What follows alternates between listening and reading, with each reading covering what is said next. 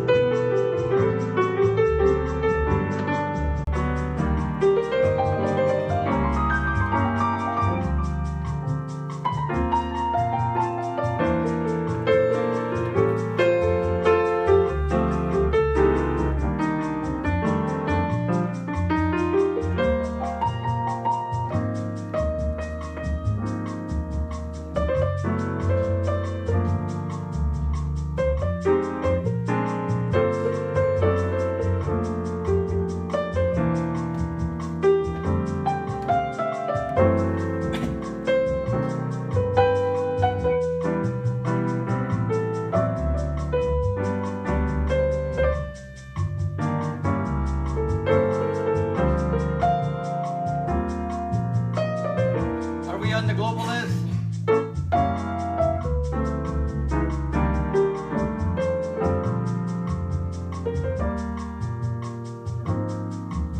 Are we in the global list?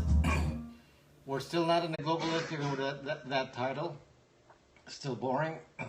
Okay, I guess. Gotta fight it out here. Fight it out. You should let your hair grow. No, I tried that. I don't have any hair.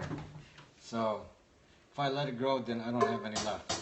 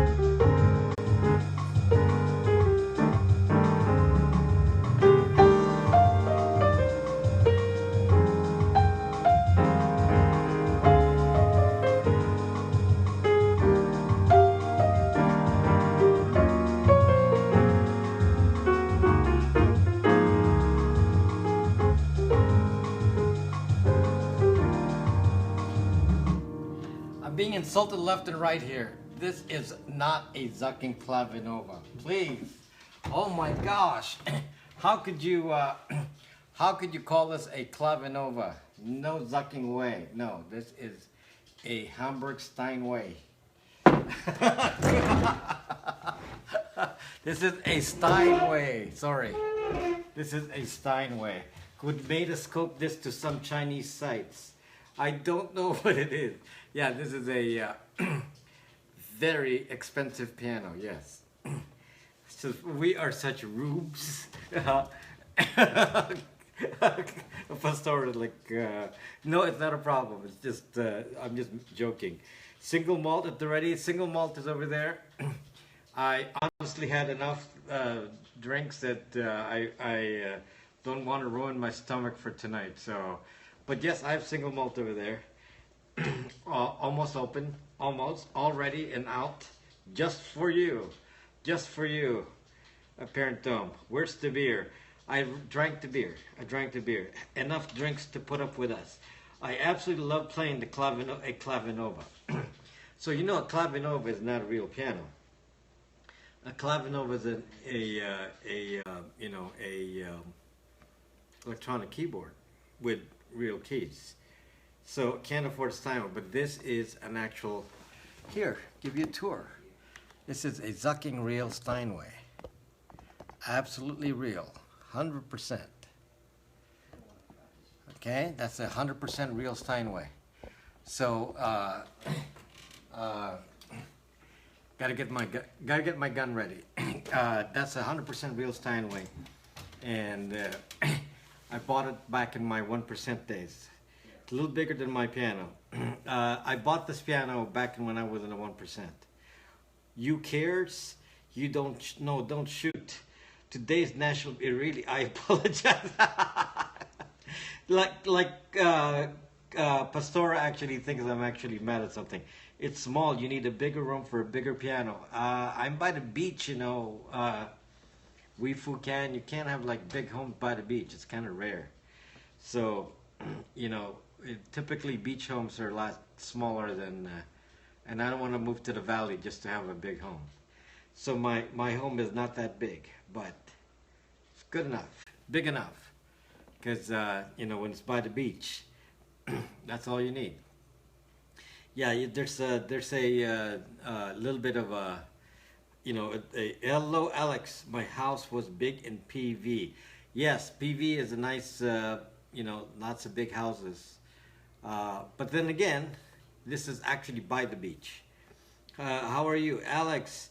Rob has a big boat. Where are you originally from? I'm originally from, hilarious, that sounds like Ron Waxman. I was born in the Philippines, and I came to the United States, and I became a United States citizen. And I've been a citizen, certainly I've been a resident since, you know, much longer than many of you who've been born. I've been a resident for, trying to count here. I think I've been a resident of the United States for 39 years. 39 years. And then I became a citizen shortly after that. So 39 years. You're 60. So 39 years ago, I immigrated here. I lived in Wisconsin. Did you move to specializing in skin cares, bras, and panties? Yes, I did. I social fit. You know, I'm trying to compete with Cernovich. You do sound like it. You do sound like what? And Rob is 39.5 years old. Exactly, pygmy. Yes. So I moved to the United States when I was 2. 1.5. 6 months old, yes. I moved to the United States like when I was 6 months old. Hello, I'm in the flea. 39 years and 364 months old. Cerno is losing it. So yes, I have, you know, the skincare is out of respect for Cerno. You know, Cerno, you know, scopes about skincare, so I got a scope about skincare as well. So I hear that Cerno uses Crisco on his face. Is that true? Can somebody verify that Cerno uses Crisco on his face? Cernovich. Cernovich. He actually had a scope about skincare because he was like saying, I'm so macho and I have such a pretty face and whatever. I don't know what he says. 180 degree. I blocked him. So yeah. So I don't use anything on my zucking face. I'm a lot older. In fact, I've been just to give you an idea of how much older I am than Cerno. Cerno's 39 years old. Well, I have been in the zucking United States as long as Cerno. Okay, Cerno Bloch. He puts Crisco. So I've been in the zucking United States as long as it's lived. Okay, so if you're gonna say, well, Cerno feels like he's more of a U.S. citizen than you, it's like, and I'm gonna say, zuck you. I've been here before you were, when you were zucking just born. So he ain't. He got Ali money. Ali money? You mean alimony money? He got Ali money. So, hello, Kev. What happened to your sailboat scopes? What happens to your sailboat scopes? I don't know. I haven't done any sailing yet. Add 20 years to 39. Is it all about who's trying to help? It's all about who's trying to help. Technically, he was not a real U.S. citizen until he was 18. Interesting. That's right. He didn't have any rights. Couldn't even vote. Whereas by the time, by the time he was still young, I was already voting. So, yes, I did vote. Who?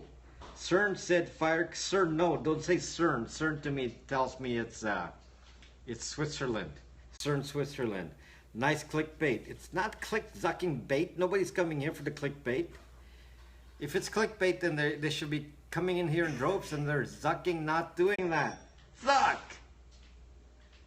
I'm going to show you something, by the way. I'm going to show you something. Smaller CERN is not CERN. Still, you say CERN no. We're going to get confused. It's CERN no. We don't know who CERN is. Helps with stretch marks. I wish we had links. I'm going to show you something. I was just so ticked off at CERNO today. Not really, but I have to come up with an excuse in the story. Overthrow the U.S. government. I was like so ticked off with CERNO today, and again, not really, but I wanted an excuse. So I said I'm gonna shoot things. So I went shooting. I went shooting today because I said, zuck this CERNO guy. I'm gonna go shoot stuff. Okay? What did he do? He irritated me. CERNO. So I said, I'm gonna shoot stuff. So I'm gonna show you what I shot. I shot my rifle at it's an indoor range. I shot my rifle at the maximum of the range is only 20 yards. So sorry, that's the maximum of the range. But I did that standing up with just a standing shot, and no fun at shooting. Okay, standing shot. So I'm gonna show you what happened to that. Okay, gonna show target. Yes. There. So just my standing shots.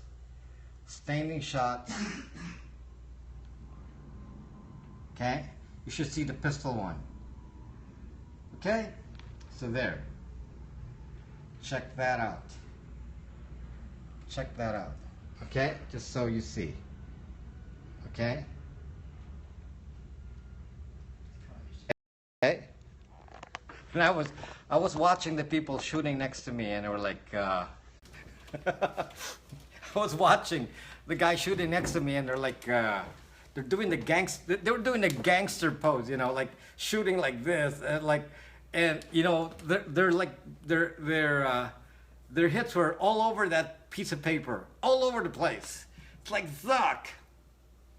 Don't zuck. Yeah, I'll pass along to the CEO of T-Mobile, Automac 44.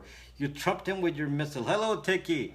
So, so there. That's, I have the exact same, the groupings for pistol obviously are not as precise, but, they're all in the same, they're all in holes, and I have that. I have one, I didn't put it out here, but I have one where all of the Some of the bullets actually went to the same holes. So that's handheld shots. Okay, Doc. So, Zuck you, mother zuckers! If you come in here and attack me, I'm ready for you. I'm zucking ready for you. Just put a laser in the pistol. POTUS uses 18-foot telephone pole. Not bad shooting for point blank range. That's a standing shot with my red dot. Red dots are awesome. Red dots are awesome. Show us the rifle. No, I'm not gonna. Yes, you're gonna just see this. This is all you're gonna see. So Rob is practicing. I shot that with a red dot. So that's equipped with a red guns. Boom. Yeah. Shot that with a red dot. That, as you can see, is the ammo is 5.56. I need glasses to hit the paper. When the war's coming, I know I'm rolling with. So yes, I'm. You know, I was so upset I had to go shoot things. Me too. Were you upset too? Pretty nerdy. How many rounds did you waste? Why is it a waste? This one here is 50. This one is 50 rounds. Look at that. 50 rounds. 50 rounds. Used to be cool when I talk about more interesting stuff. Not so interesting. Suck! Got complainers here too. My gosh, you're a little high on most. You're a little high on most of them. No, it's too close. You see, it's at 20 yards, so it's too close. So it's not sighted for 20 yards. So you don't worry about the fact that it's high. You worry about groupings. So yeah, it's too close. You got to go further out. I'm in the zombie response team. What kind of gun I better have? Yeah, so don't criticize. Who criticized my group? My shots a little high. Was that Greg? Suck. That is absolutely wrong. Absolutely wrong. Because that's sighted for 100 yards. Ammo's hard to get sometimes. Excuses. Center mass. That is beyond center mass. That is like pinpoint accurate. That's 20 yards that I'm hitting in a grouping of, inch and a half. Come on. Inch and a half. Standing. That's not some, I'm not like in a prone position. That's just standing. Mine is 100 yards too. You get reloads for range. No, I don't use reloads. I use normal American-made, manufactured ammo. I know what's amazing. Ammo's hard to get all the time here. If in LA, yes. I didn't see comments. Sorry, Moonstar.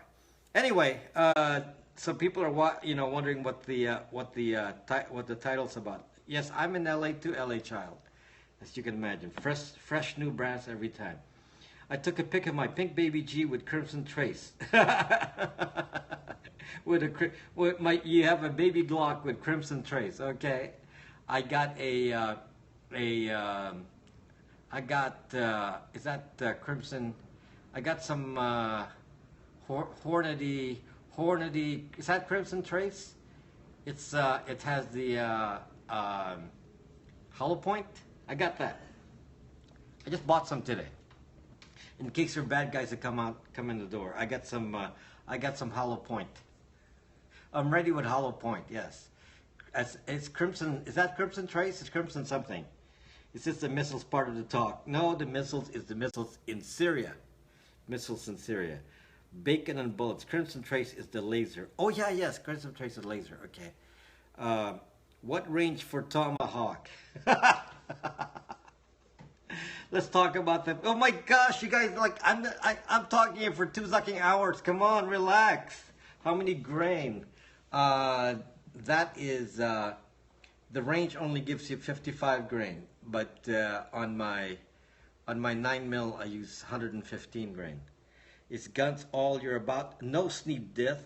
No, it is not. I am about cyber security. But we don't have a lot of people here, so come on. We're just having small talk. I'm not allowed to have small talk. So the title is actually very important. Forgetting about the skincare portion of it.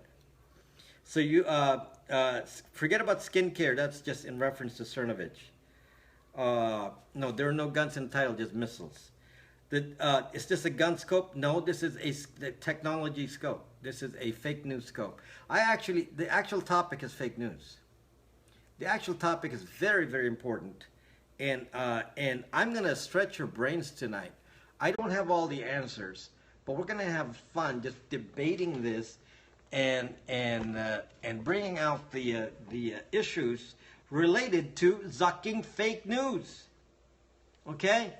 Fake news. And we're gonna, this is not a political topic, by the way. If you're thinking that I'm here to talk about politics, that's really not even going to be mentioned here. But fake news is the big issue that I want to bring about. What do you think about hashtags? I don't think about hashtags. Now, Google got a fake news checker. Exactly, that's actually what triggered the scope, Tiki. That's actually what triggered my scope. Google has a fake news crowdsourced checker, and what they do. I am Mr. Robot. I am the Mr. Robot. A Periscope. Ridiculous. Global warming is real. Whatever. You're going to teach us how to make bombs. No. So I'm Google thinks that it's doing the right thing by saying that they're going to be ranking news. Basically, they're going to say how news pop up in search engines based on crowdsourced ratings. Crowdsourced ratings. Is that the same? Yes. Crowdsourced ratings. So what they're going to do is have people rate news, and based on that, then the news will come up, and presumably then if many more people, it's like a vote. If more people hit like or whatever on the news, then Google says, okay, this must be non-fake. If there's a lot of people that are saying this is fake, then they drop it. Okay? Now, this, by the way, is different from Jigsaw. I talked about Jigsaw. They have an AI that will actually automatically strip the news and change it and change the content. That's a whole different story. This one is actually different. It's really made for the search engine. Now, let me just say, do you like crowdsourced voting on news to judge whether it's fake news or not? What do you guys think? What do you guys think? Do you think that crowdsourced, I want it but not it alone? Because the problem is Google saying we can't have this this fake news in here, so we're going to try to manipulate it. So they say, well, since we don't want to be the judge, so Google's saying we don't want to be the judge of that, so we'll do hey Hughes. So what's better than crowdsourcing? I'm not giving you an answer. I'm asking you an opinion. I just want to debate this. I want to debate it. I want to see where you stand. What the Zuck got kicked off Periscope? So I want to debate and see what you guys think, because some people actually are coming in here. Some are coming in here thinking that I'm here to talk about guns. No, the topic is fake news. Can Soros please give me money? The topic is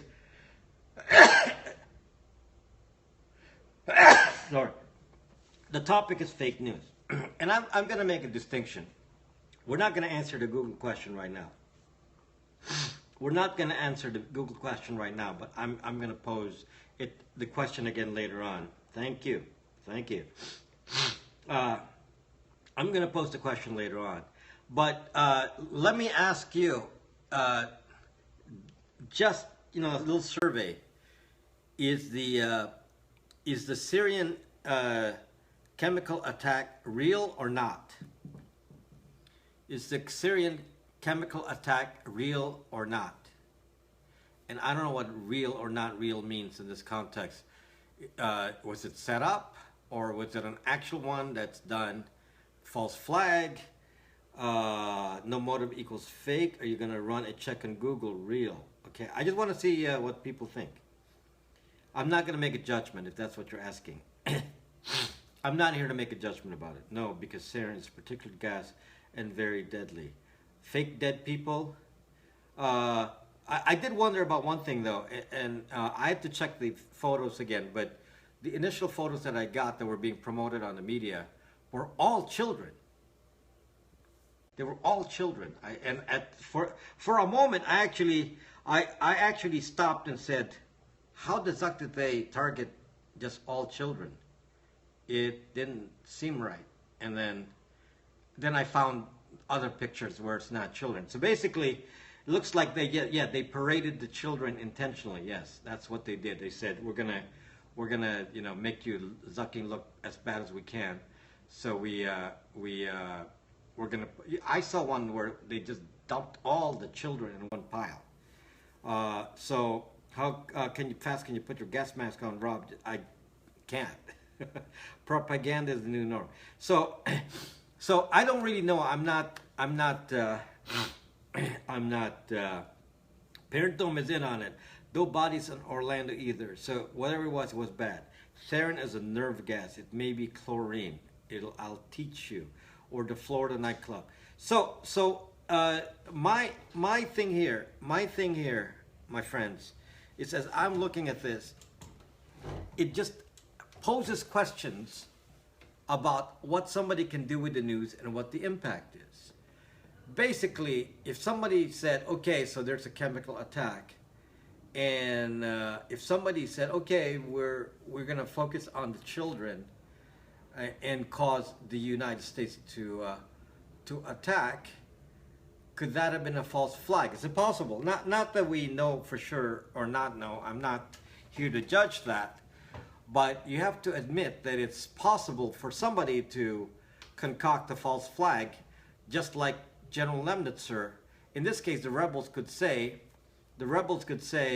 we want the United States to get into the war against Assad, and the only way to do that is to turn public opinion in the United States. Yes, you don't have to worry about Waco. You can remember General Lemnitzer in the Cuban crisis.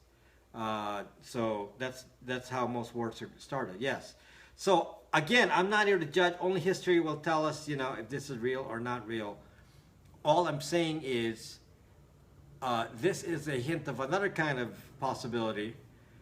Not in this particular case. I have no idea. But I'm saying that there are two kinds of, there's fake news, there's propaganda news, and there's biased news, and there's real news. So they're all, look at all the stuff that I talked about, just so you understand the little terms that I used. Trump is wrong. Trump went on TV and said, CNN, Fox News, and all of these, NBC, CBS, etc., MSNBC, he called them all fake news. He's actually quite wrong there. Again, we need to understand the terminology. That is very wrong.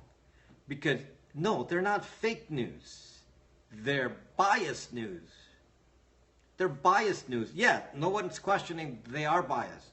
So they will bias something. They will bias something against him because they don't like him. Okay, got that. That is not the same as saying fake news. Well, it's fake. That is not fake in the sense of what real fake news is, because they're saying we have some news. We're gonna pick one side and say it's the zucking Russians because it's a slight hint to that, and we're gonna focus on that. Okay. The reason I'm bringing this up is because only for terminology. It's only for terminology. There is no doubt that there are regular news, there are pro news, there are biased news, there are fake news, and there's what do you call this? Propaganda news. Propaganda news is like a conspiracy kind of news. I missed a comment. I gotta go. Blessings. Okay, Pastor, that's like so brief. Save this replay. Why would I need to save this replay? Trump needs to up his vocabulary. So anyway, my point is bringing this up is so that we can make a distinction and have a discussion about specific kinds of news and how it impacts on the internet and how it impacts on Facebook and Google and all this. Because if we don't talk about the right thing, we are going to be part of the propaganda. We are going to be part of the problem. I don't want to be part of the problem by coming in here and saying fake news and classifying everyone as fake news. That is not right. That is not right. We'll never get to the issue if we discuss it like that. That is not right. So when you go to Facebook, Facebook itself has biases. Google has biases. New York Times has a bias. A bias is not necessarily lying, but you might say you ignore the other side of the story. You focus on one side. The story may have both sides. A bias means you're going to lean towards one of those sides. That is, Fox News has a bias about the people's here. So, Chinese was, okay. So, a bias may be considered fair in a sense that we all have a bias. Everyone has a bias. So my answer to the bias of mainstream media, because Trump says that mainstream media has a bias, the answer, of course, is non-mainstream media, which does not have the bias. Okay? So we need to encourage non-mainstream media that don't have a bias or have a bias on the other side just to balance it out. Just to balance it out. The problem with media is that the mainstream media is they came around and said, if you're pro-Trump, then you're fake news. If you're anti-Trump, you're real news. And then Trump comes back and says, if you're anti-Trump, then you must be fake news. So both sides are confusing the issue. You can never eliminate bias. That's part of democracy. So all I'm saying is, terminology-wise, they're all wrong. Trump is wrong. The media is wrong. Everyone is wrong. This particular thing we're discussing, which are reporters going out there and analyzing data and coming up with an article, is called biased news. Biased news. Biased news. So therefore, if I were Facebook and if I were Google, my job would be to balance out the biased news. Correct? Now that's not what they want to do. That's not what they want to do. So Facebook and Google are biased themselves. So because they are biased themselves, they will choose a bias. That's a problem with all media. Whoever owns it will have a zucking bias. And Llama Sleepy. Okay, so that's the problem with media. Somebody will always have a bias, and I'm not sure you can stop it.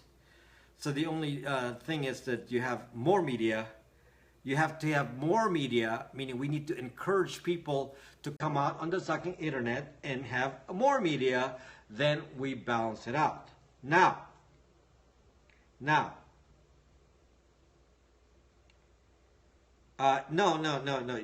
PC type problem. No. I'm analyzing this for a reason. This is not a political discussion as much as it's about a process. Okay? It's about a process. The reason I'm talking about this, and let me come to the point of that we're going to be discussing here. The reason for this issue that I'm discussing here is because technology is being modified. Again, I don't talk about these things for no reason. I don't come here to talk about nonsensical things like skincare products and bras and panties, which actually has a connection here, and missiles and so on without any connection to the topic of fake news. Because these are all connected. Bras and panties are connected. Bras and panties are connected. So believe it or not, they are connected.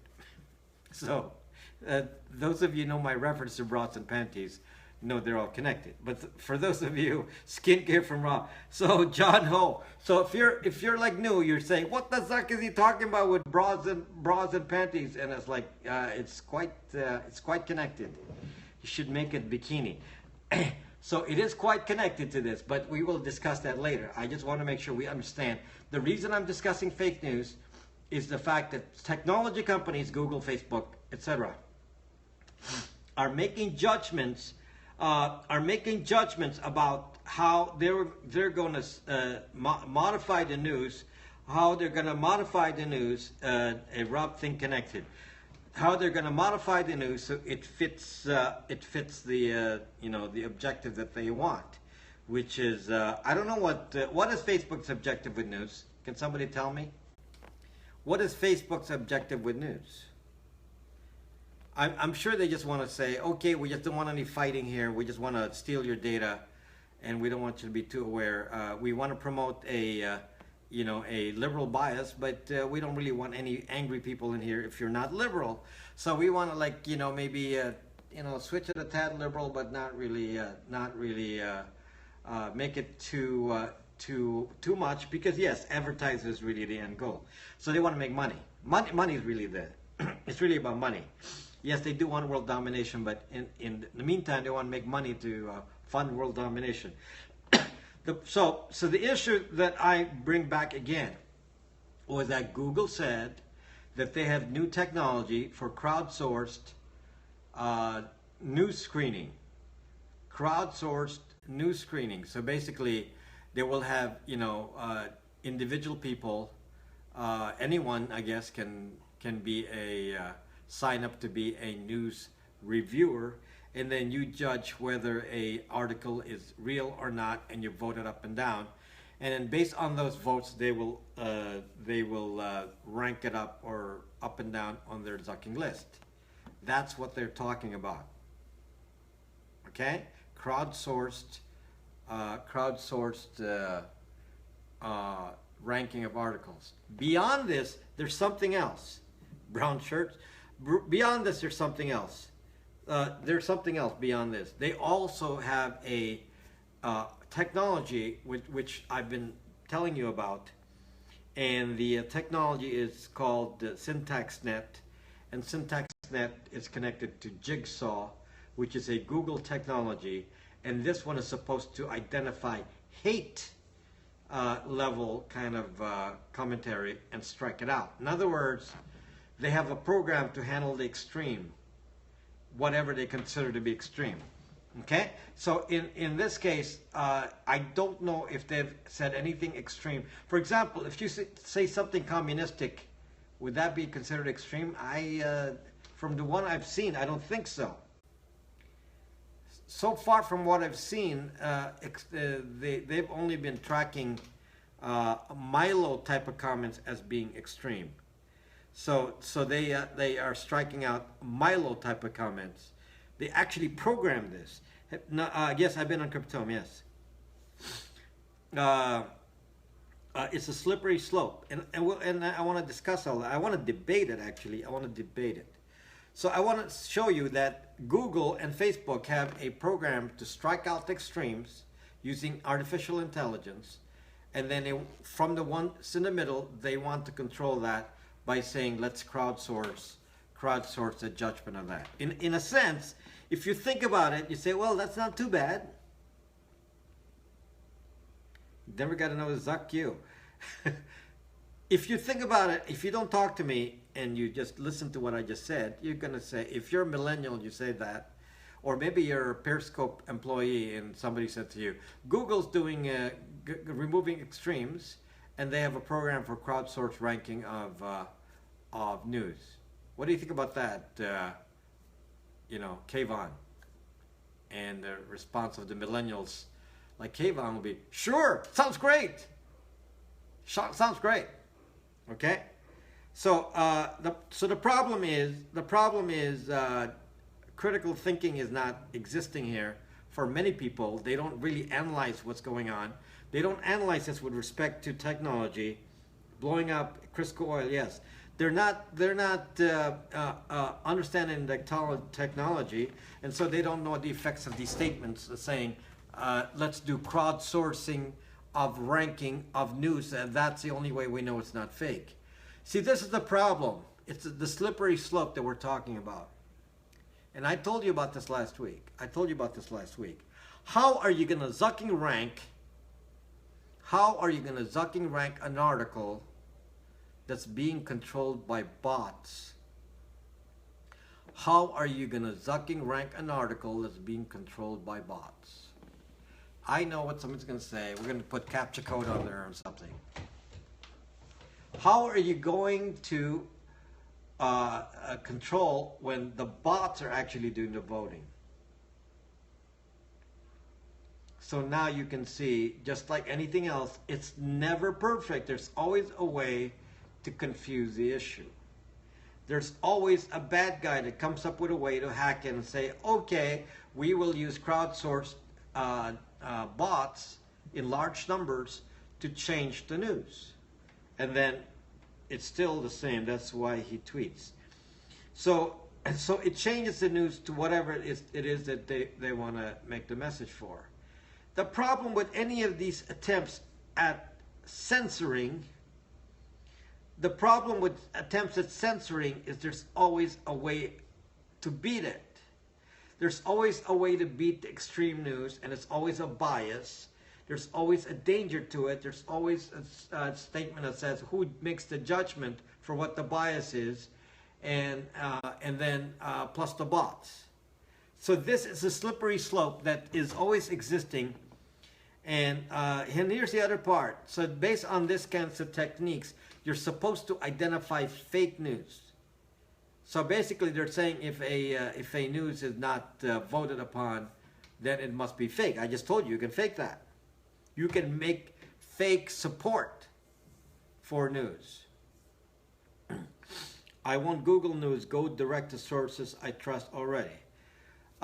So the issue that I'm trying to tell you is the danger is when you go to sites like Google and Facebook for your zucking news, you're gonna see less and less of the reality.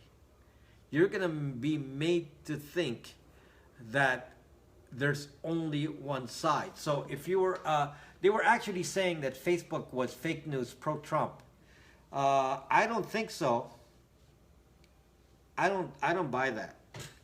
I think there's as much pro-Trump or anti-Trump on Facebook, and probably more anti-Trump.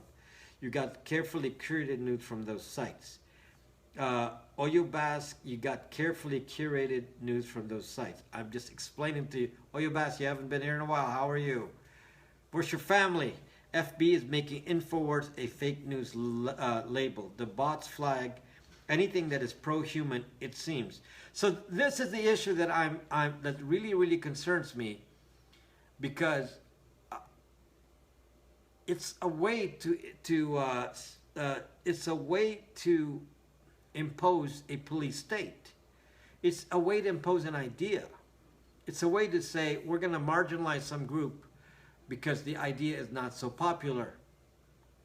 So a non-popular idea then becomes put away. I don't really like this. Do whatever you want. I don't know what do whatever you want. But I don't like any. This is my belief, guys. I'm gonna cut to the chase of my belief. I don't believe there's actually a good way to censor. I don't actually believe there's a good way to censor.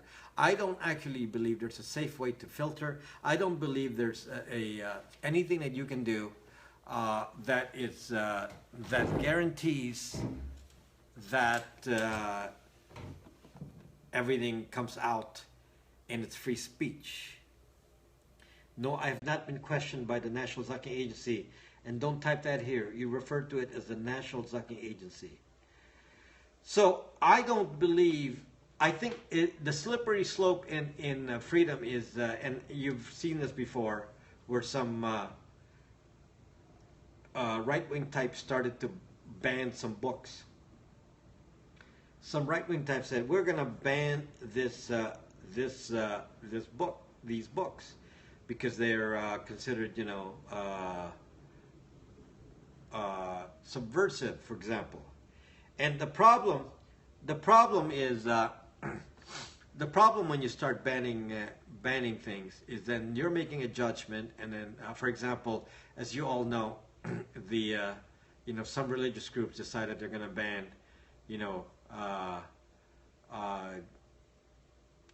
books that, creationism, kind of, anti-creationism kind of comments. I've been talking about Syria. And who makes the judgment? And now we're going to have a bunch of children who only know one side, instead of being able to judge for themselves. And when they get older, they can choose, whatever they want to believe in. They're given one side. So all the news that fits, we print. So it's really a dangerous thing when you start saying we're going to control social media and start censoring. And again, they call it hate. They can call it anything, actually. It's not spying. It's just modern. No. It's base face. They refer to it as incidental collection. Base face. They call it incidental collection of data. We don't really look at it. We know what the size of your what size bras you have and what color panties you have, but that is really just a incidental collection. We don't really look at it. Okay, although we have the records of what size bra you buy and what the color of your panties are, we don't really look at it. It's we close our eyes and say, like Sergeant Schultz, he says, "I know nothing. I know nothing." So that's what they do. I know nothing. So the effect of this is like serious effects here. We allow certain groups to say they're collecting the data about us. Yes, I know nothing. Yes, collect data about us, and they also have on their fingers the ability to filter the news. They have the ability to filter the news, modify the content, and make it fit the agenda. Again, let me repeat the different kinds of news that I am aware of in my thought process here. And I'm no historian. I just studied this today and said, let's analyze this. And to me, there are pro-bias news, anti-bias news, bias, not fake, fake news, and the other category, annoying as hell. And the other category is I categorize as propaganda or false flag news. So, and I was mentioning earlier, is the event in Syria completely real, partially unreal, partially real, a real that was turned into propaganda, real with no propaganda? What was that? Check out Nick DeCenso for types of fake news. Oh, he talked about that? He talked about it today? So, so when I'm listening to this, I'm saying to myself, okay, it's clear to me that each piece of news can have a purpose. And then, hello, sexy Italian roses, how are you? Each piece of news has a purpose, and the purpose of news is to convince. And this is the danger that I'm adding to the equation here. The people that are curating the news and sending it to you know how you think. That is the scary part that I'm adding to the equation. This is not like the old way.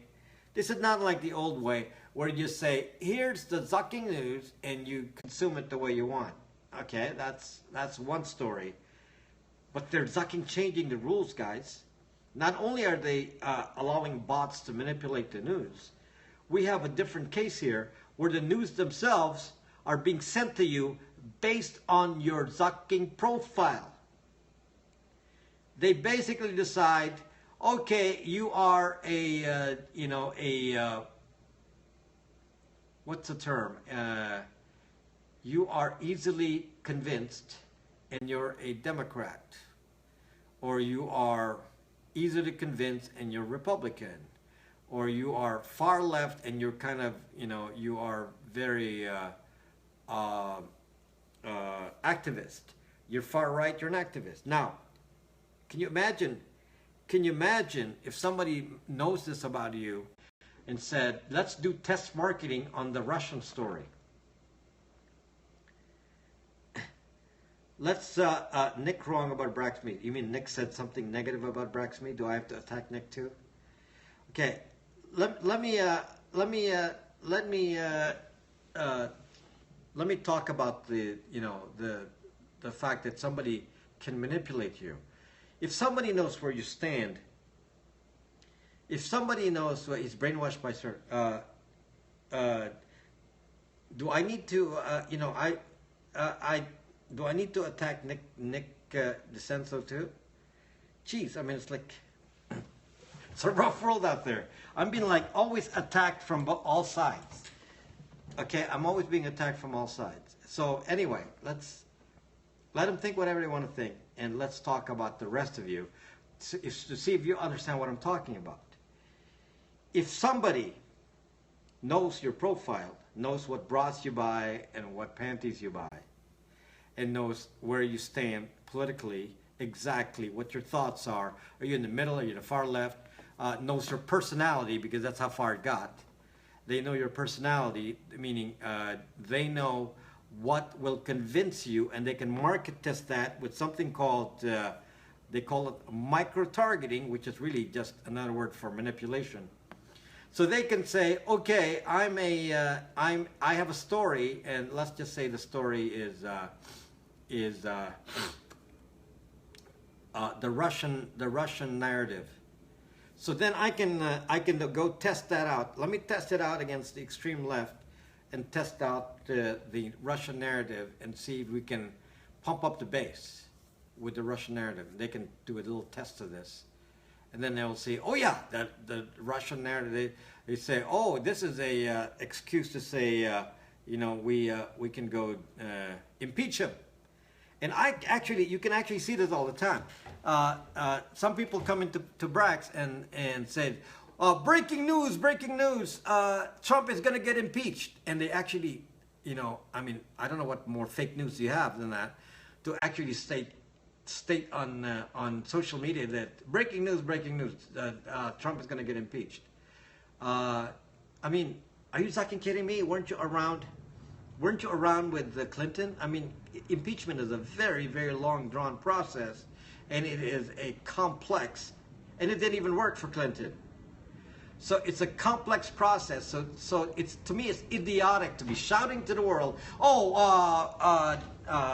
Trump is going to be impeached by the Russian story. And it's like saying, are you fucking kidding me?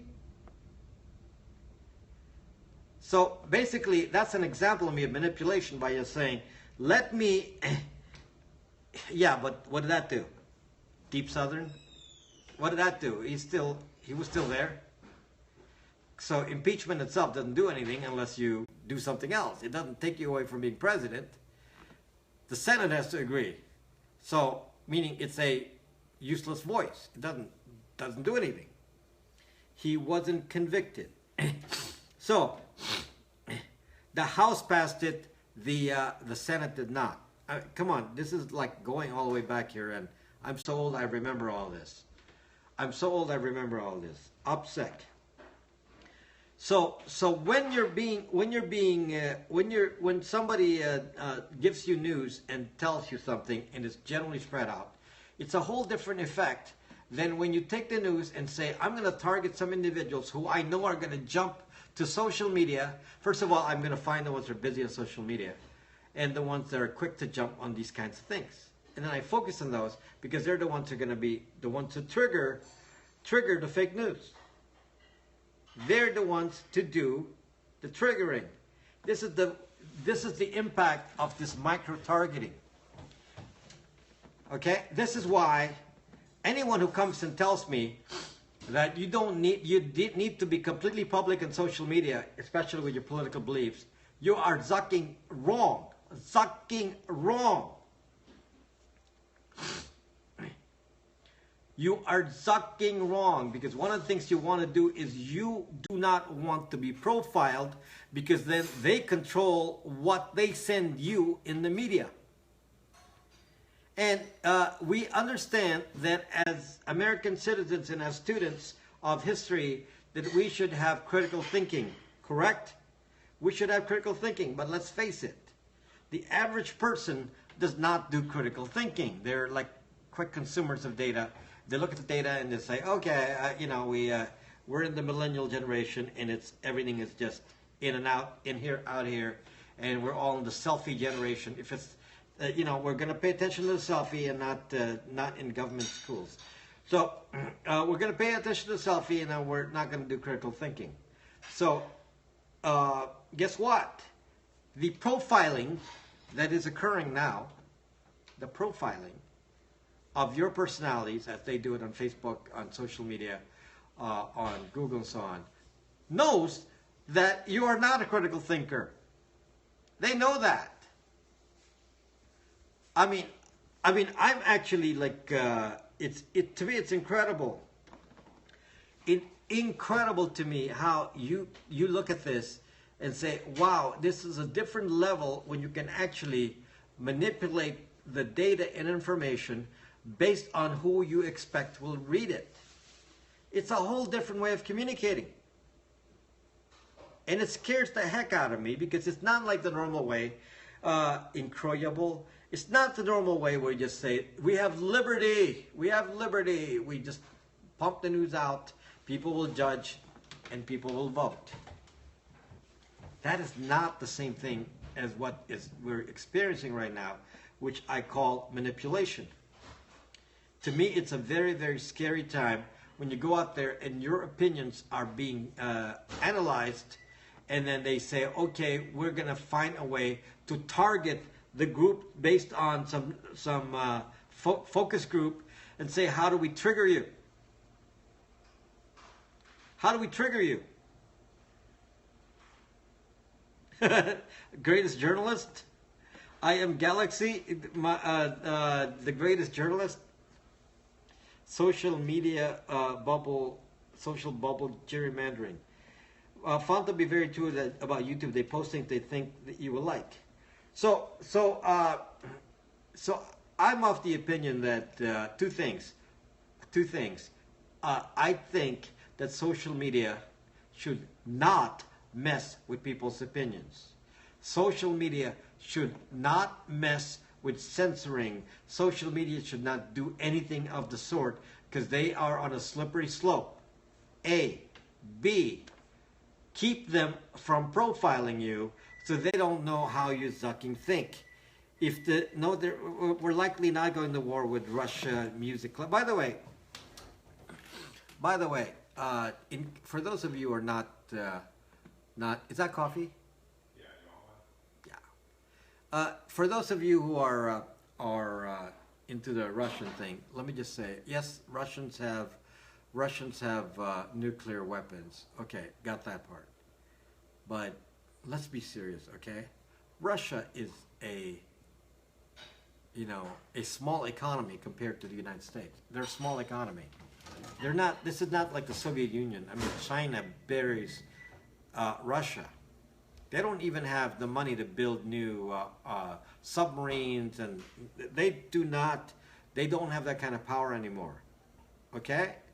So if you think that somehow Russia has the ability to go beat the United States, no. Now, if Russia joined with China, then we have a different problem. So, this is all like, positioning and things, and I don't actually believe, just from a size of economy, they can't really sustain that anyway. That's enough power to kill 40,000 on border of Poland right now. Yeah, but the United States can blow more than that. Yeah. So, not in other words, just so you understand a little bit. For those of you who have been around, I've been around, with the Soviet Union. So I've been around in the old days here, and I'm going to tell you right now that the economy of Russia zucks. Their economy is zucked. They've lost a lot of their revenue. Thank you. Yeah. They've lost a lot of their revenue from oil, because oil prices are down, and so their income is so far down, and so they're actually not doing too well. So they don't really have the ability to sustain any kind of sustain war or anything. So I don't really think that's of any real concern. Get out of our lives, Google, Facebook, and Yahoo. There's no more Yahoo. Yahoo's gone, like Argentina.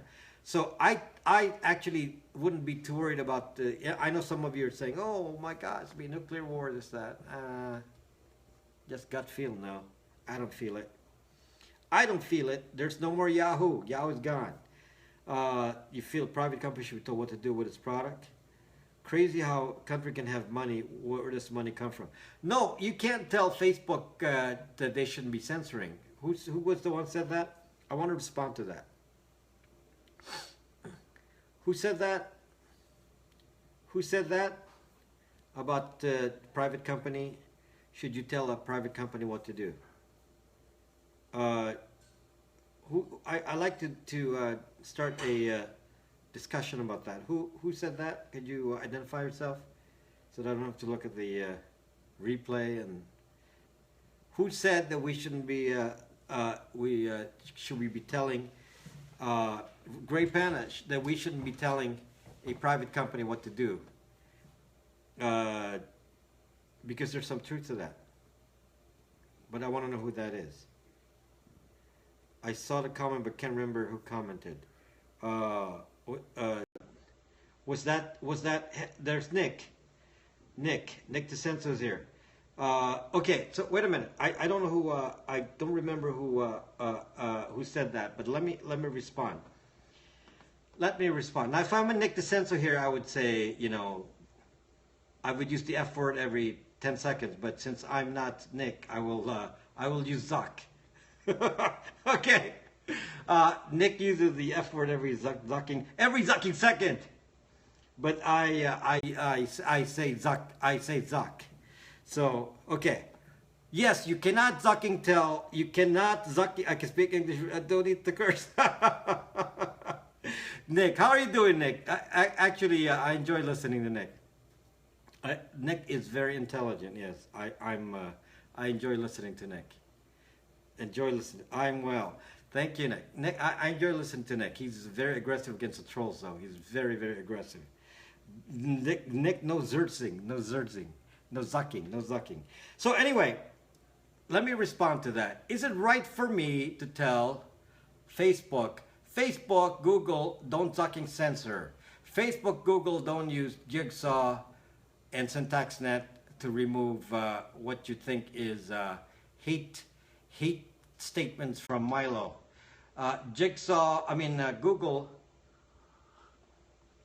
Google, don't take out the news that you think is fake because of crowdsourced voting, using the new feature for crowdsourced voting. Google, don't do that. Don't do that crowdsourced voting thing, and don't censor. Okay. What is my response to that? Yes, you cannot tell a private company. You cannot tell a private company to do that. That is correct.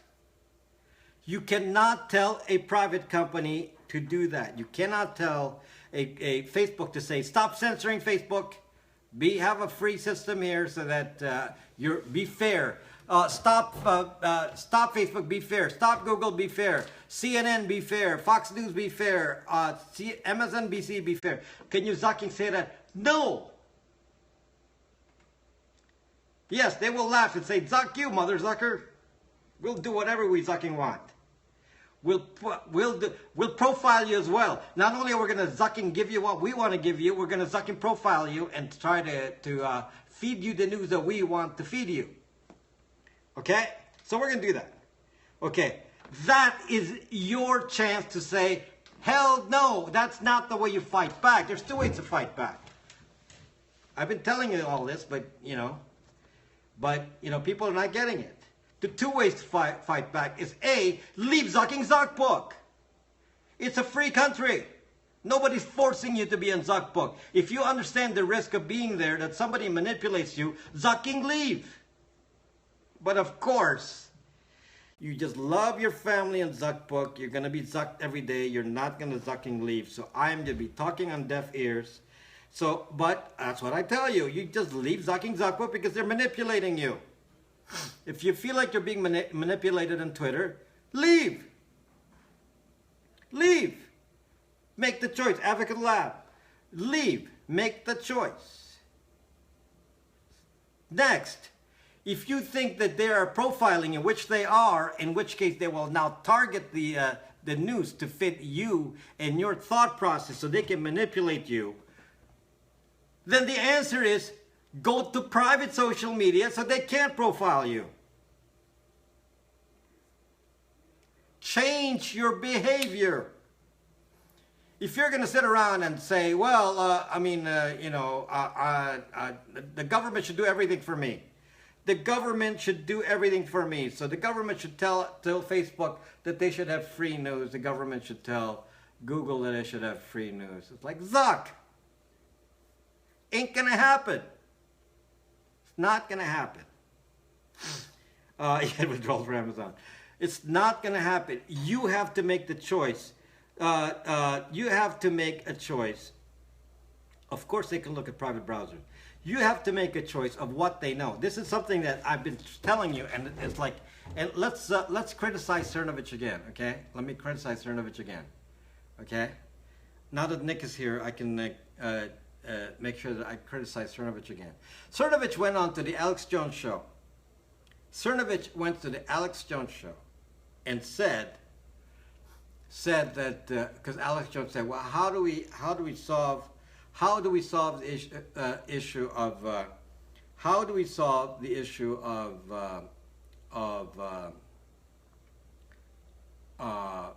being manipulated with censoring, okay? How do we solve this issue of being manipulated with censoring? And Cernovich actually said, this Alex needs some skincare tip. Cernovich actually said, we need to meet up more face to face. We need to meet up more face to face. Shave your forehead. We need to meet up more. Get with it. You do not know Nick D. So we need to meet up more face to face. And I was like saying to myself, whoever's making that guy, in this case Cerno, has no idea about, the technology and what's out there. They just have no idea. So when you say you're meeting face to face, do you realize the consequence of that? Do you realize the consequence of that? You might as well put a target on your Zucking face and say, this is who I vote for, this is my belief, this is my personality, and put it on your chest as you walk around. And register in the appropriate database saying, I'm a Democrat, I'm a Republican, I'm pro-Trump, I'm anti-Trump, and record all the details. That way they can target the data that they send to you. It's like, are you fucking kidding me? Do you know what location tracking does? Location tracking, Cernovich told Frank Luntz to get a VPN. I can't believe that Cernovich even knows what a Zucking VPN is. So he goes around and says, okay, well, let's go meet up. It's like, are you Zucking kidding me? So apparently you don't know about crowdsourced location and MAC address tracking that they do now. They can find you within 6 Zucking feet.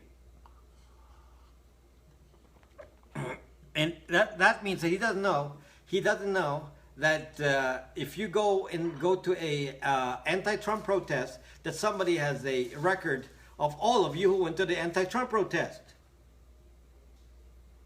And if I know who you are, and can match that to some other data, then I now can attach that to a profile, and then I can now start to manipulate you. And in case you didn't think this has not happened, in case you think has not happened, then I invite you to study Cambridge Analytica.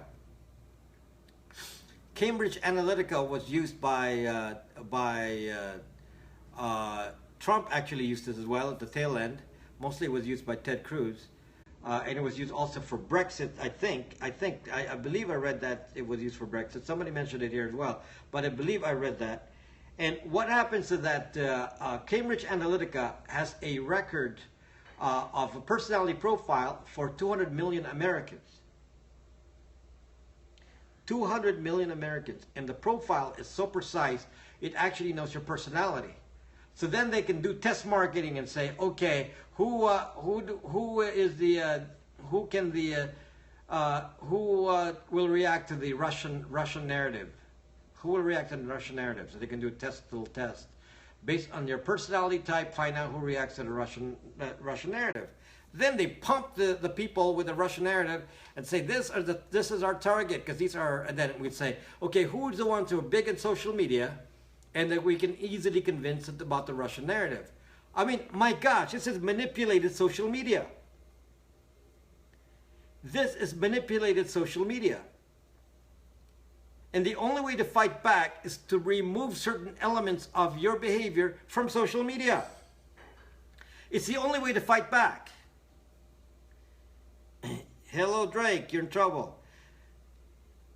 This is why I'm saying to people, you need two kinds of especially the public people.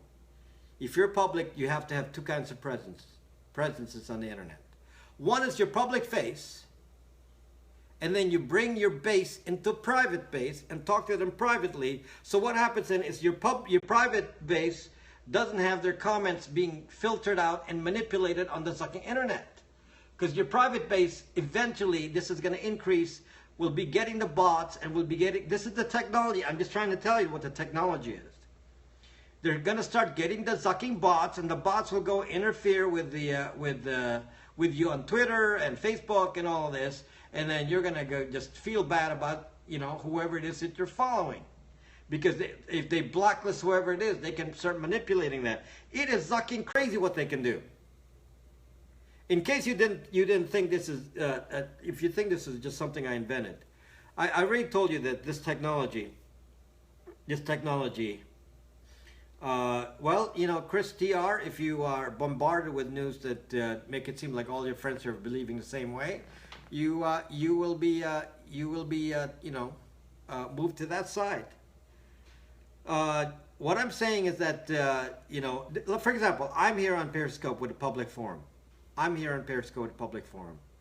But I built my community in a private forum. When I'm offline here, I have a very big community that I can reach out on the side, and which actually allows me to build my base 24 hours a day without having a presence on the rest of the internet. I am not saying much on Twitter. My only base is being built here on Periscope or on CBS Radio. Okay? I am not building a base anywhere else in public. So therefore, you guys aren't being profiled with all of your statements because they don't really know a lot of stuff about what we talk about in private media. Okay?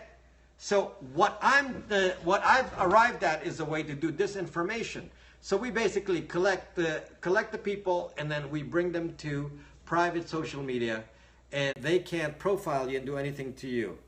I got 27,000 followers. Yeah, I got 27,000 followers, but a lot of them are old followers now. I feel like all of this is a given. Well, it's not a given because I'm trying to convince people of what to do, and people are not convinced that this is important. They're not. Let me tell you the Cernovich attitude.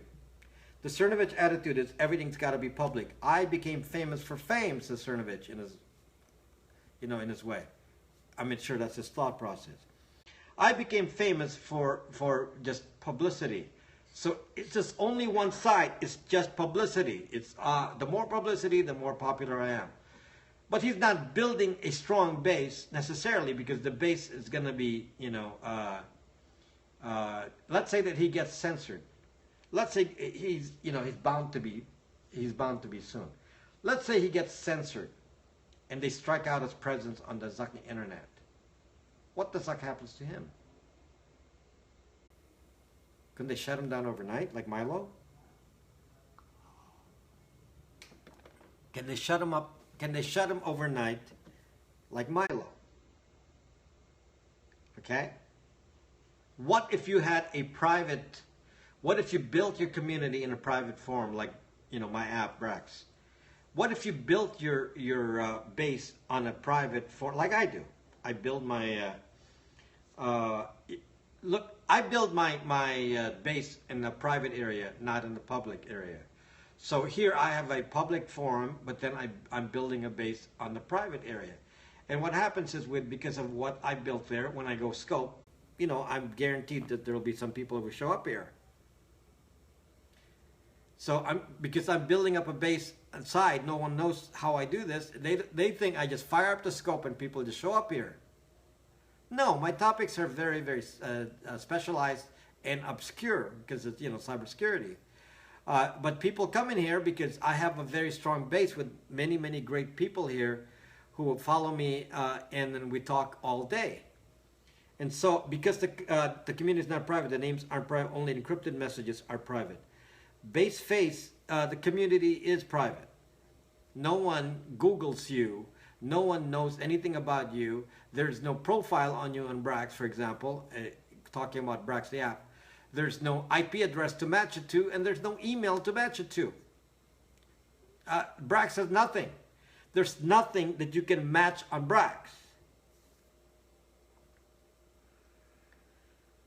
And if you think about that carefully, it's like, okay, what can they, first of all, no one has access to the data on Brax. How do you access the data on Brax? How does Google say, we're going to go profile you on this app Brax? How do they do that? No, there's no email required. How do they do that?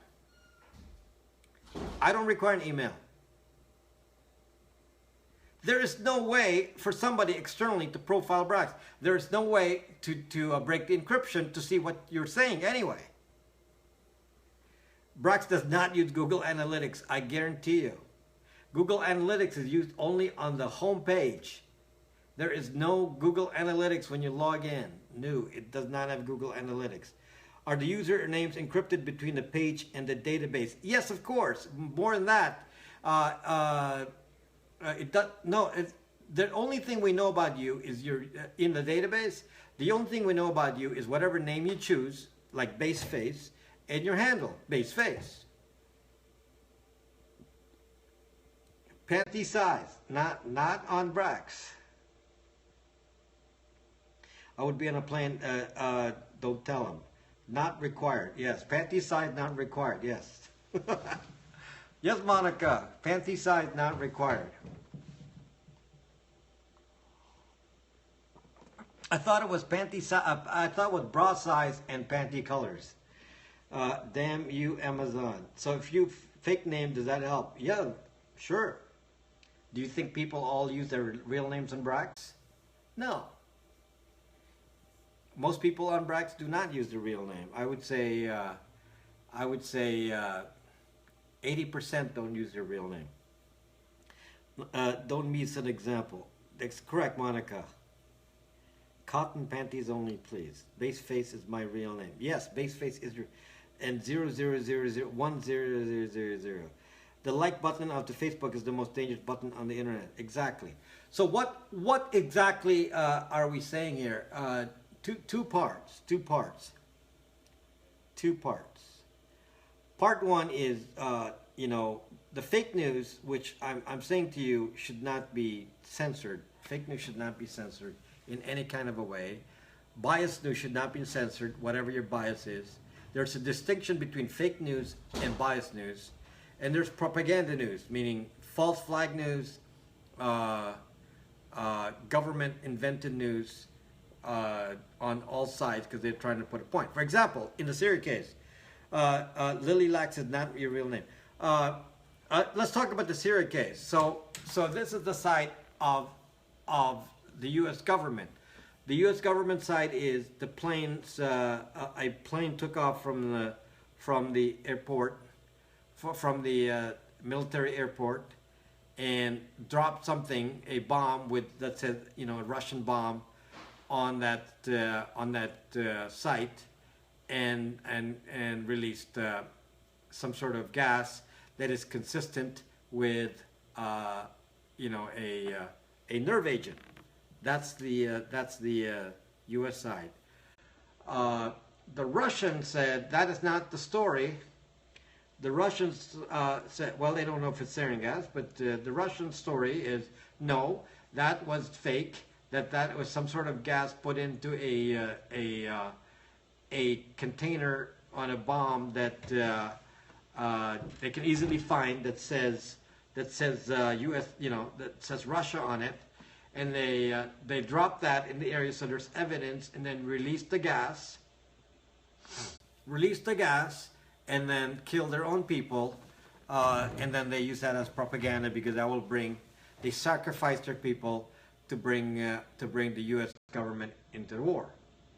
Okay, now obviously differing stories in here, and I'm not gonna know. I'm not gonna know which one is true until some people get in there and investigate it more, right? We're not gonna know at this moment. This could have been propaganda news. It could be real. It could be propaganda one side and one's real. Which side is real? Which side is not? At this point, I can't tell you, right? I don't have enough facts, so I'm gonna wait and see. Okay, so given that, is it possible for one side to have fake news? Is it possible? Is it possible for one of these sides to say, "Oh yeah, we can manipulate the news in one way or another"? Is it possible? Of course, it's possible. In fact, it kind of made me wonder if it's a little bit of a is it a producing thing? That why were all the photographs initially all about the children? That kind of made me wonder because it, in a typical village, you would assume that there would be a standard distribution of people's ages, that there will be some old, some young, and some babies. But why was it that all of the large majority of the ones in the photo were children? I have no idea. Actually. I have no idea. I can't judge this. It's just a curiosity for me. No, this nighttime, they were asleep.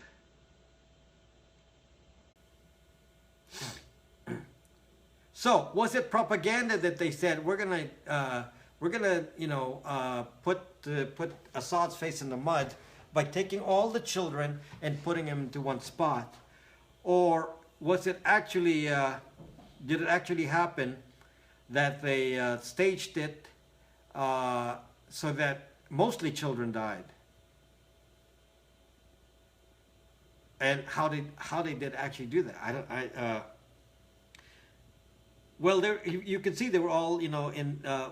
I looked at many of the photos. They were sleeping. So now, if you're very trusting of government, you're going to say, oh, it's impossible. Nobody would. It's impossible. People never lied to us. People never fake anything.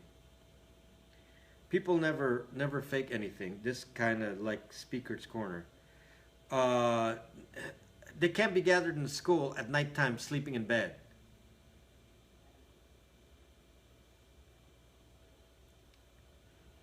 Let me remind you of the false flag. Let me remind you of the false flag that General Lemnitzer tried to implement back in Drake. I don't think so, Angel. There's no mention of a particular orphanage being attacked with gas. I got hacked. A lot of foreign countries. What did they say that here? I mean, it seems like overly targeted. So I just want to know if the targeting was for the cameras after the fact, or they do this on purpose before? I don't know the answer to this. No, Assad wouldn't.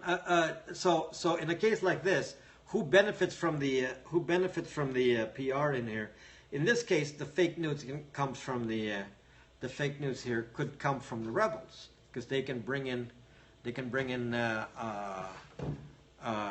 public opinion against Assad this way and cause the United States to go into the war. So just think about that. Would that group say, well, this is worth a sacrifice? Do false flag. It's worth a sacrifice of our children, because if we can do this, then we can get people in war. Well, I have no idea, but let me just tell you something. I'm not going to judge this case, but let me just tell you something. Historically, General Lemnitzer wanted to start a war with Cuba, and they were going to do it by sinking a U.S. Navy ship. This was in the 60s. This is true historically. General Lemnitzer planned, Chief of Staff, General Lemnitzer during the JFK administration, planned to blow up a U.S. Navy ship near Cuba and blame it on Castro. Then that would be an excuse to invade Castro, because they didn't want any communism in there.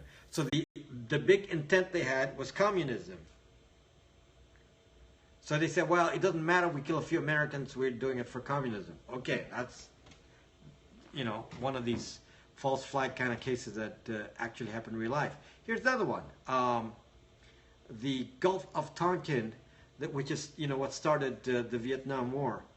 As it turns out, the Gulf of Tonkin was actually fake news. The Gulf of Tonkin was fake news. As it turns out, the North Vietnamese weren't actually trying to blow up the ship in the Gulf of Tonkin. They thought it was somebody else. Again, this is all history. So, but Johnson said, okay, we don't fucking care. We're gonna start the full Vietnam War from this.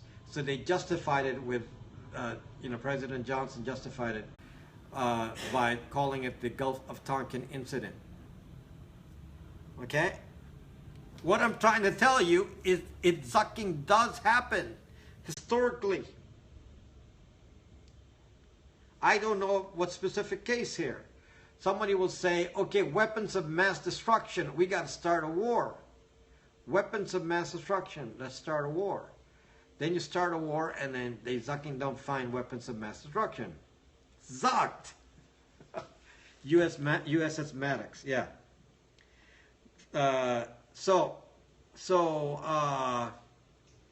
Weapons of mass destruction. I'm just saying to you that, fake news can be generated by the governments, Fake news can be generated by governments. What bothers me is that fake news can be distributed in a way to say we want to wipe out certain individuals like Milo. Milo is not a presence we want on the zucking internet, so we will, with some budget from some billionaires, will say we'll wipe out Milo. Now, I'm going to tell you a very specific thing here. Twitter actually admitted in a press release that they wrote the censoring program on Twitter against Milo. He was actually the model. There's an actual article I posted on Are You Sheep that Twitter had a press release that they built their censorship routine to really target Milo.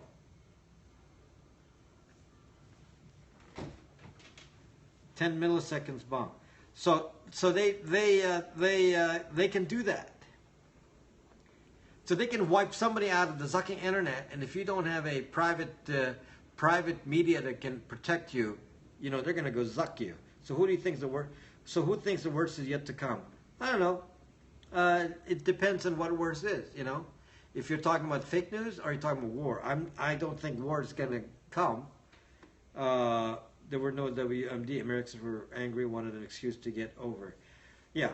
See, the anger came from. Look at what happened.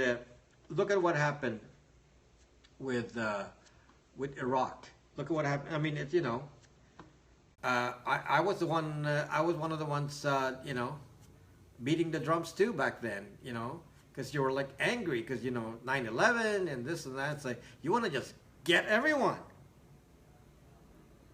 Everyone was angry. It's like, everyone's out to get us, 9/11, Osama, this, that. Let's get all these countries. Let's get Saddam. Let's go get him. Let's go get him. We're mad. And then, you know where that led. You know where that led. And now, it's still going. It's like Salmotruta. The timing from gassing to a U.S. attack was too short, not even investigated.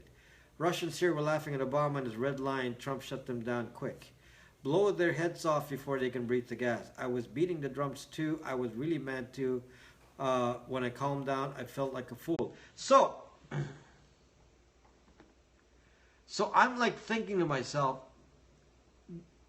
were we fed fake news? Talking about WMD for a moment. A brown trout. Salmotruta. It's a brown trout. Salmotruta. Is that like Italian or something? Back in the day, again, I was one of the ones who, beat the drum, say, yeah, we need to go to war, all this. So, and I was believing that, because, yeah, I mean, everyone, McCain, all these guys said, there's WMDs. So we got to go get them. We got to go get them. And, it's like, you build this this energy, and then people vote, and were we manipulated? Were we manipulated in thinking that? Because obviously no one else knew what the truth was except for the intelligence agencies, and the intelligence agencies, there's WMD. You see the problem here? No one McCain was smiling then.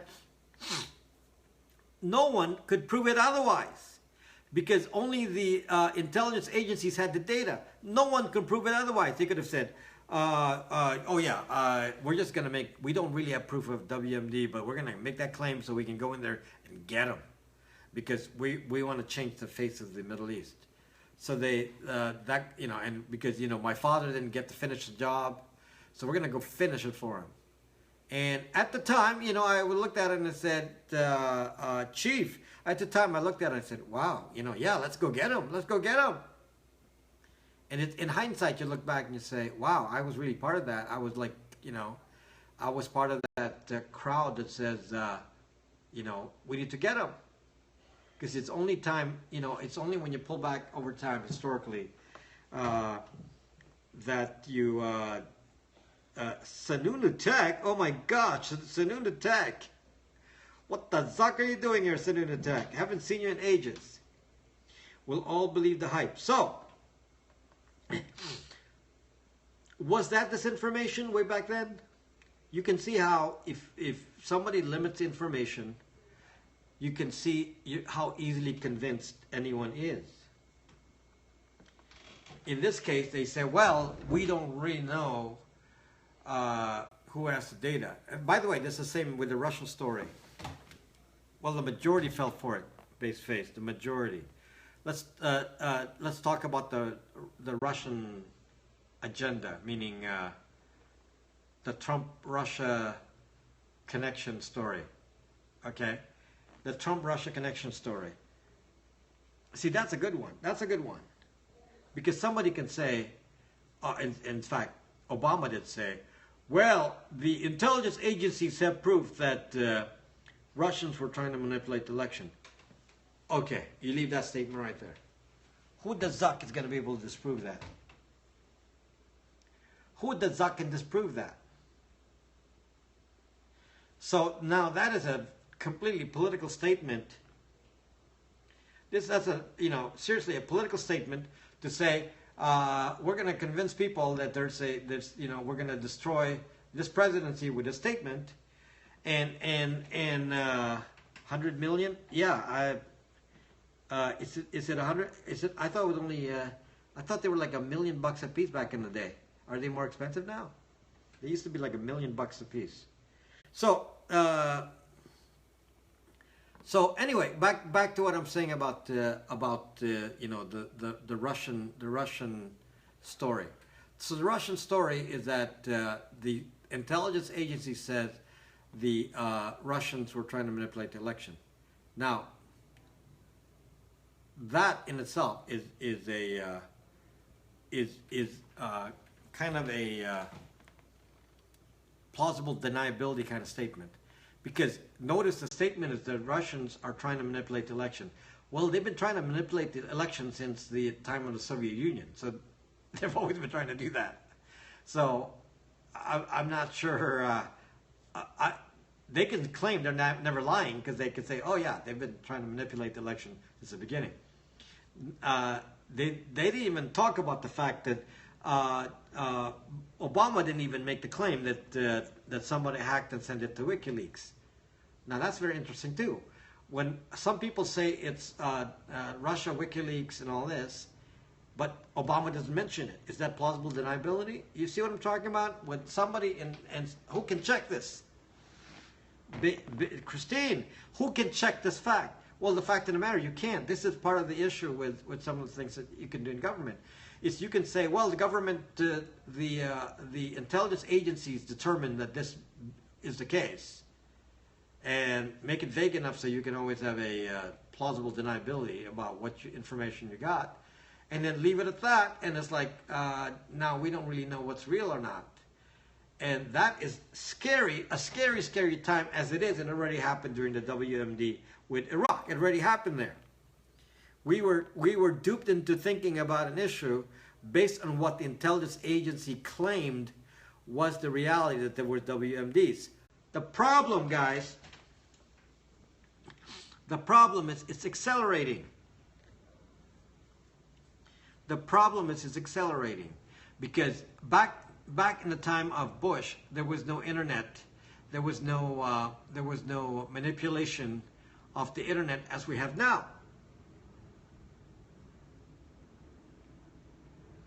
I don't know, General George, but it's 1.41 million. Wow, inflation. Back during the Iraq War, it was only a million a missile. They're now 1.4 million a missile. Inflation. He was there. There's no damage anywhere. People believe they want what they want to believe. Very convenient timing, don't you think? Yes, just exploiting ancient tribal hatreds, and yeah.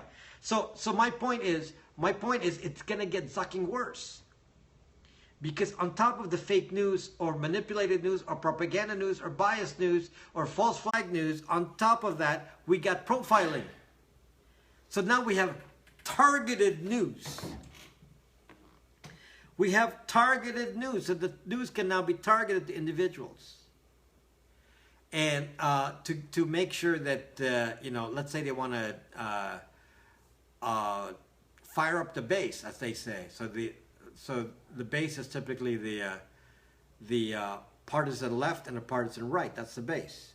Let's fire up the base. So you then trigger some event that you know, will fire up the base. It's kind of crazy nowadays what can be done. I mean, I'm actually, you know, it's really worrisome. Why I do not watch the news? It's really worrisome. I want to know if the stock market is going to crash. No, I don't think so. Do you see any panic out there? I don't. Deflecting the attention of myself. Duh. You're missing part of the story. You are missing part of the story. So, I think what needs to happen, and I told you before as I started this, I told you, oh my gosh, it's really late, and I haven't even gotten 1,000 viewers in here. Can you imagine this? I'm almost at the end of my scope, and I did not even get 1,000 viewers. Wow. Wow. I just got throttled. Okay, we're all missing parts of the story. So what I'm reminded of this incident can deflect your other thoughts. Yes, I do zuck. I zuck. I'm being zucked. No, it's not the title. Issue is I'm not on the global list. It's not the title. The title is not the issue. The problem is I'm not on the global list, so people are coming to me only because they're followers. I'm not getting any new people in here. More jobs to make more missile components. Because of the Fire Kushner hashtag trending worldwide. Too much skincare talk. That's not good. So yeah, some days it's like like the last scope I did last Tuesday, I was on a global list constantly, and I got a good number of people into the scope. So and then when I'm not on the global list and I don't get new people in the scope, and Aztec Colibri, your numbers bad. Yes, it's very bad right now. Yes, it's incredibly awful. Yes. Launches tomahawks are true. You should have a giveaway. I should have a giveaway. If we had actual you had more viewers. Yeah, but I have guns. I have guns. Everyone invite. So for those of you who came in late, I got to show this. For those of you who came in late, got to show you this.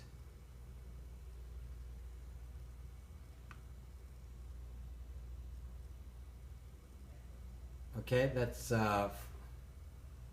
fired standing position. I told you from 5 feet. It's standing at 20 yards. It's an indoor range. That's the maximum. It's 20 yards. It's indoor range, but I'm standing. So no, it's not shooting a bit high. It's 20 yards. It's too close. It's too close. So I'm too close to. I'm too close to the. 20 yards are still high, so you have to go. I think 30 yards before it starts leveling down. So indoor living room. You may be more dangerous with a gun than the keyboard after all. Yep. And that's the rifle, and my pistol is pretty close. My pistol is very close. Now the pistol closer. I did the pistol at 7 yards, which is your typical indoor fighting space. So I did at 7 yards, and they're very similar to that. Billy Badass, your sights are off. Gentle George, that's just standing. That's not on a rest. So that's just a standing shot. So that's a standing shot with a red dot. So pencil eraser.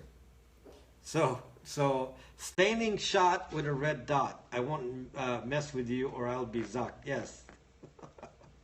Now, if you want me to actually say if the sights are off, then I'd have to actually do it with a rest. I shoot better with one hand.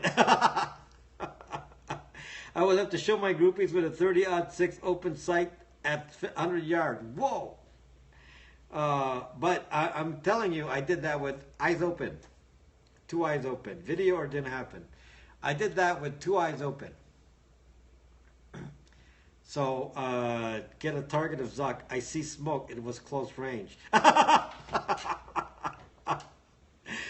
should have brought out the other target, which is the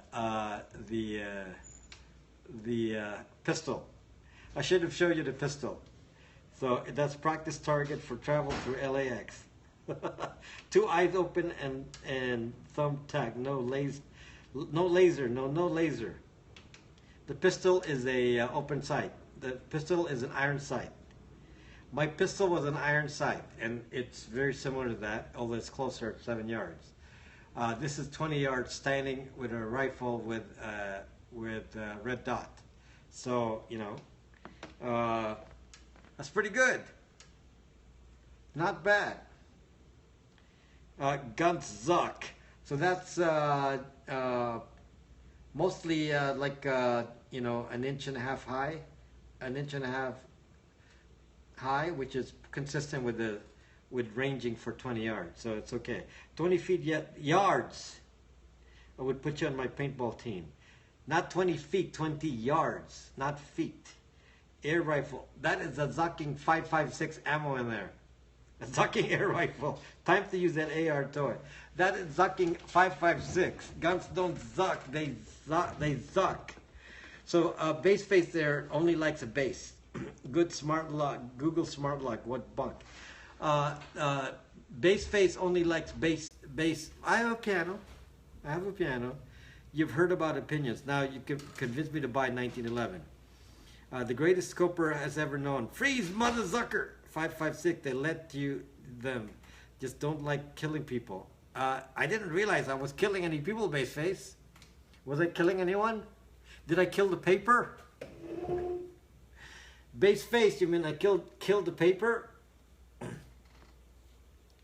Most side to arm 7 yards. Yes, I did 7 side. That's what I was taught.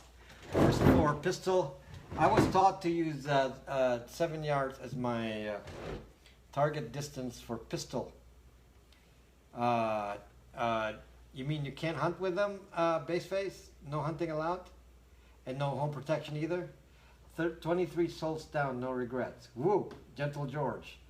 Killing us softly. Killed some Zuck bots. So let's see if,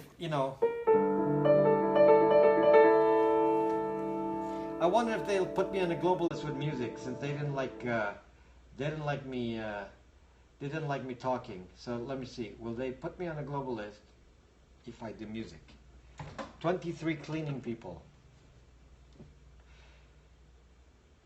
Better stay tonight so my email to Periscope saves face. Better stay. What does that mean? Are you talking to me? Let's say I don't miss.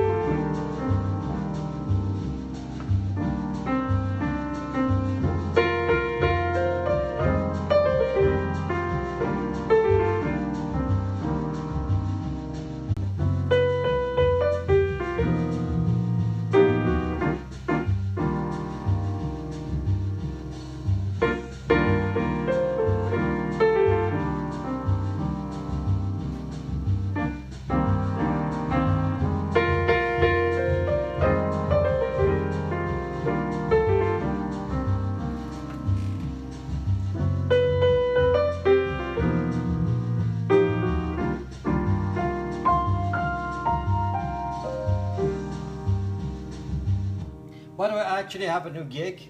I actually got a gig at a restaurant, and we're going to be playing on April 27th. It's a Thursday. So I actually found a new gig. You know, I lost my gig from before. And Monica, come on by and watch. It's a restaurant called Doma.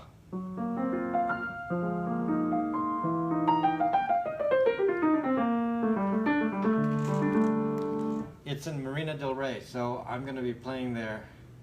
I'm going to be playing there on April 26th. Doma, D-O-M-A.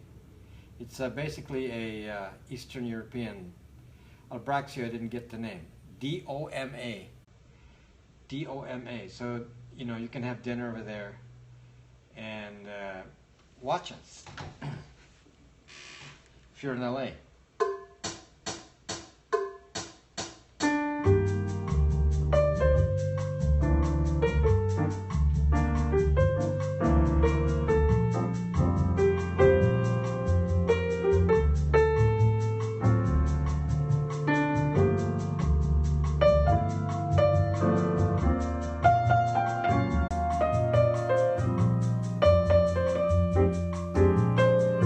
Yeah, I think so, Monica.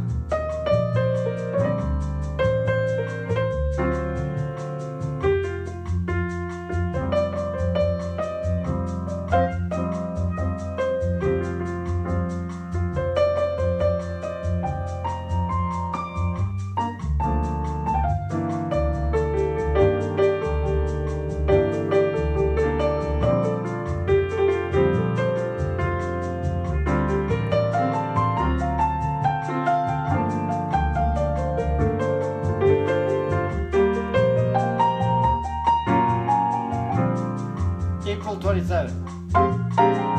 April 27th.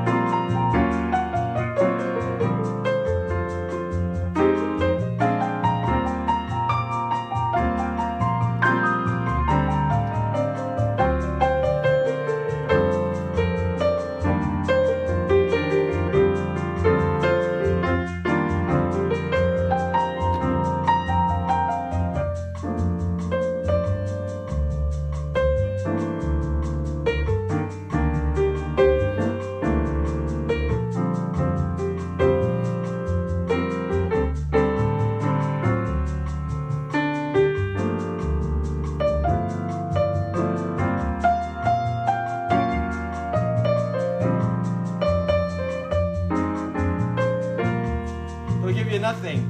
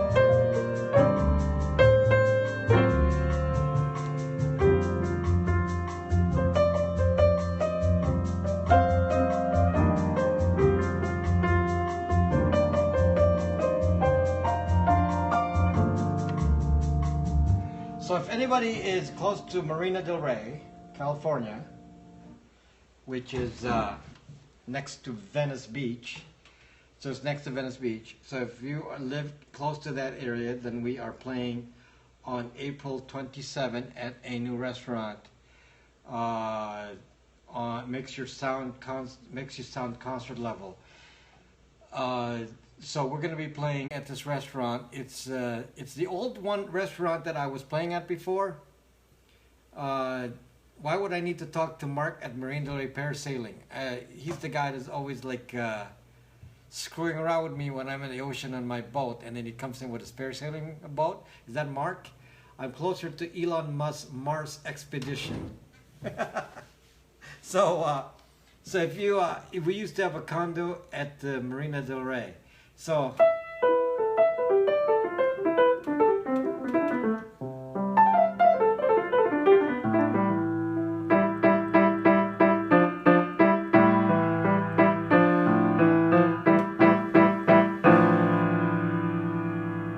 George Orwell. So if you live in Marina Del Rey, then you can watch us play on April 27 from 6:30 to 9:30. There's going to be 2 sets, so you can watch one of those sets and have dinner in Marina Del Rey.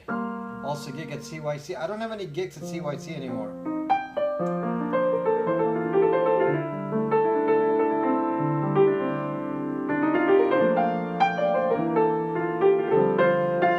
Do you live close by, Monica? Are you close by or are you far away?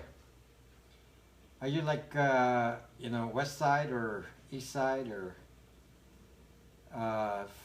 I also have gigs on ZooTube from CYC. Really? You have gigs on CYC? One took me 2 months, lots of ice. It's Periscope, so... yeah, you can watch me in Periscope. That's all I'm asking, near or far, that's it. You don't have to be specific.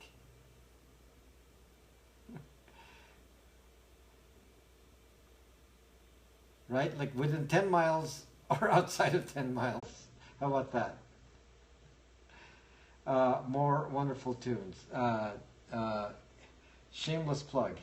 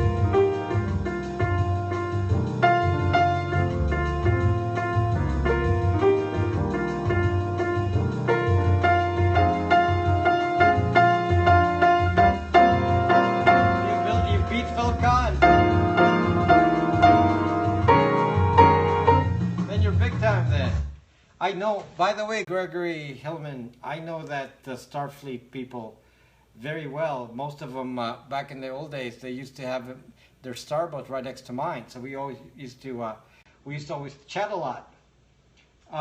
Peter, thank you. We used to chat a lot. I beat them in the Pacific Northwest Championship. Wow, that's pretty heavy. That's pretty heavy. But I can't do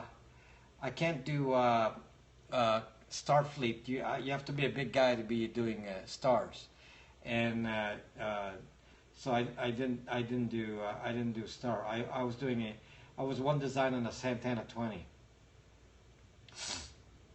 So yeah, so Santana 20 was my one design before I got into.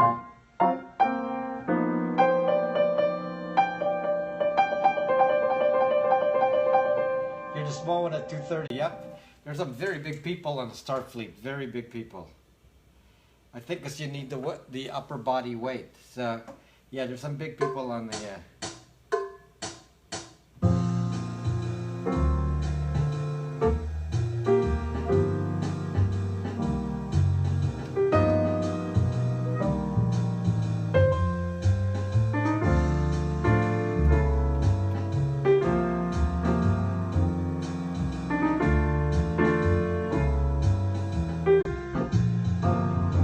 Because we're not in a global list.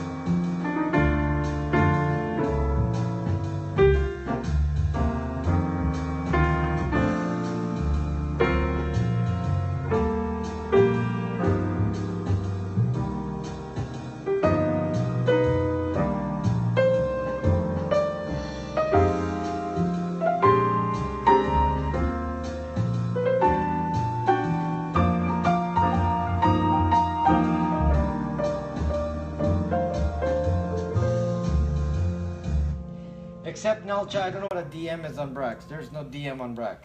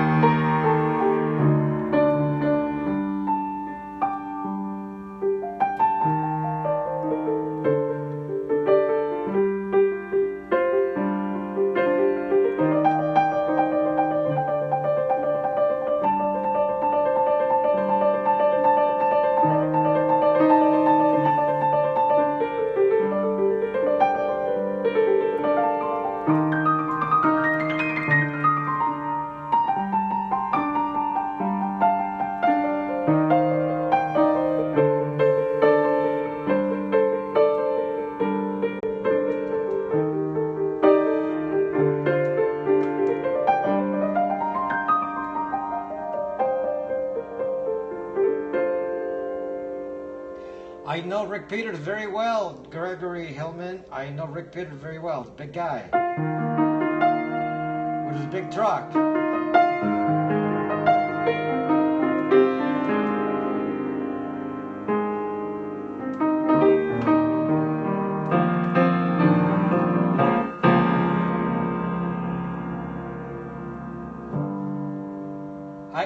I don't. I've never associated with Dick Schmidt. I haven't associated with him, but Rick Peters, yes, all the time. So, yeah. So I know Rick Peters very, very well. So,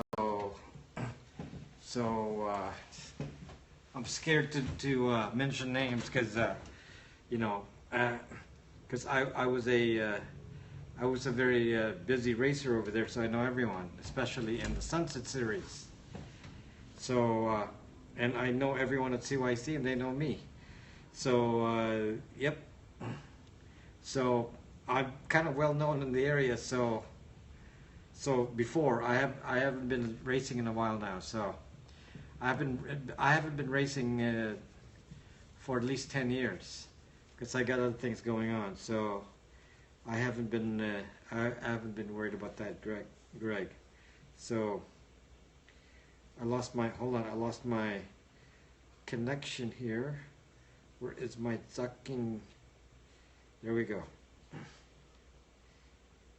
My zucking connection got lost.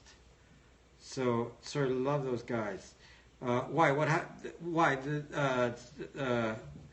If you want people to not know you, borrow them money. Yep. Rick Peters, Rick Peters is with his big truck. And yep. His ex-wife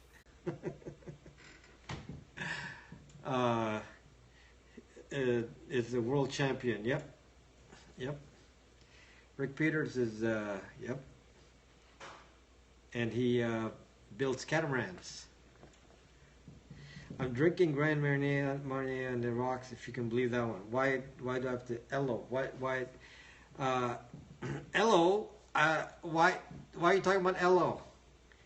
Did I spell that right? Yeah, you spell it right.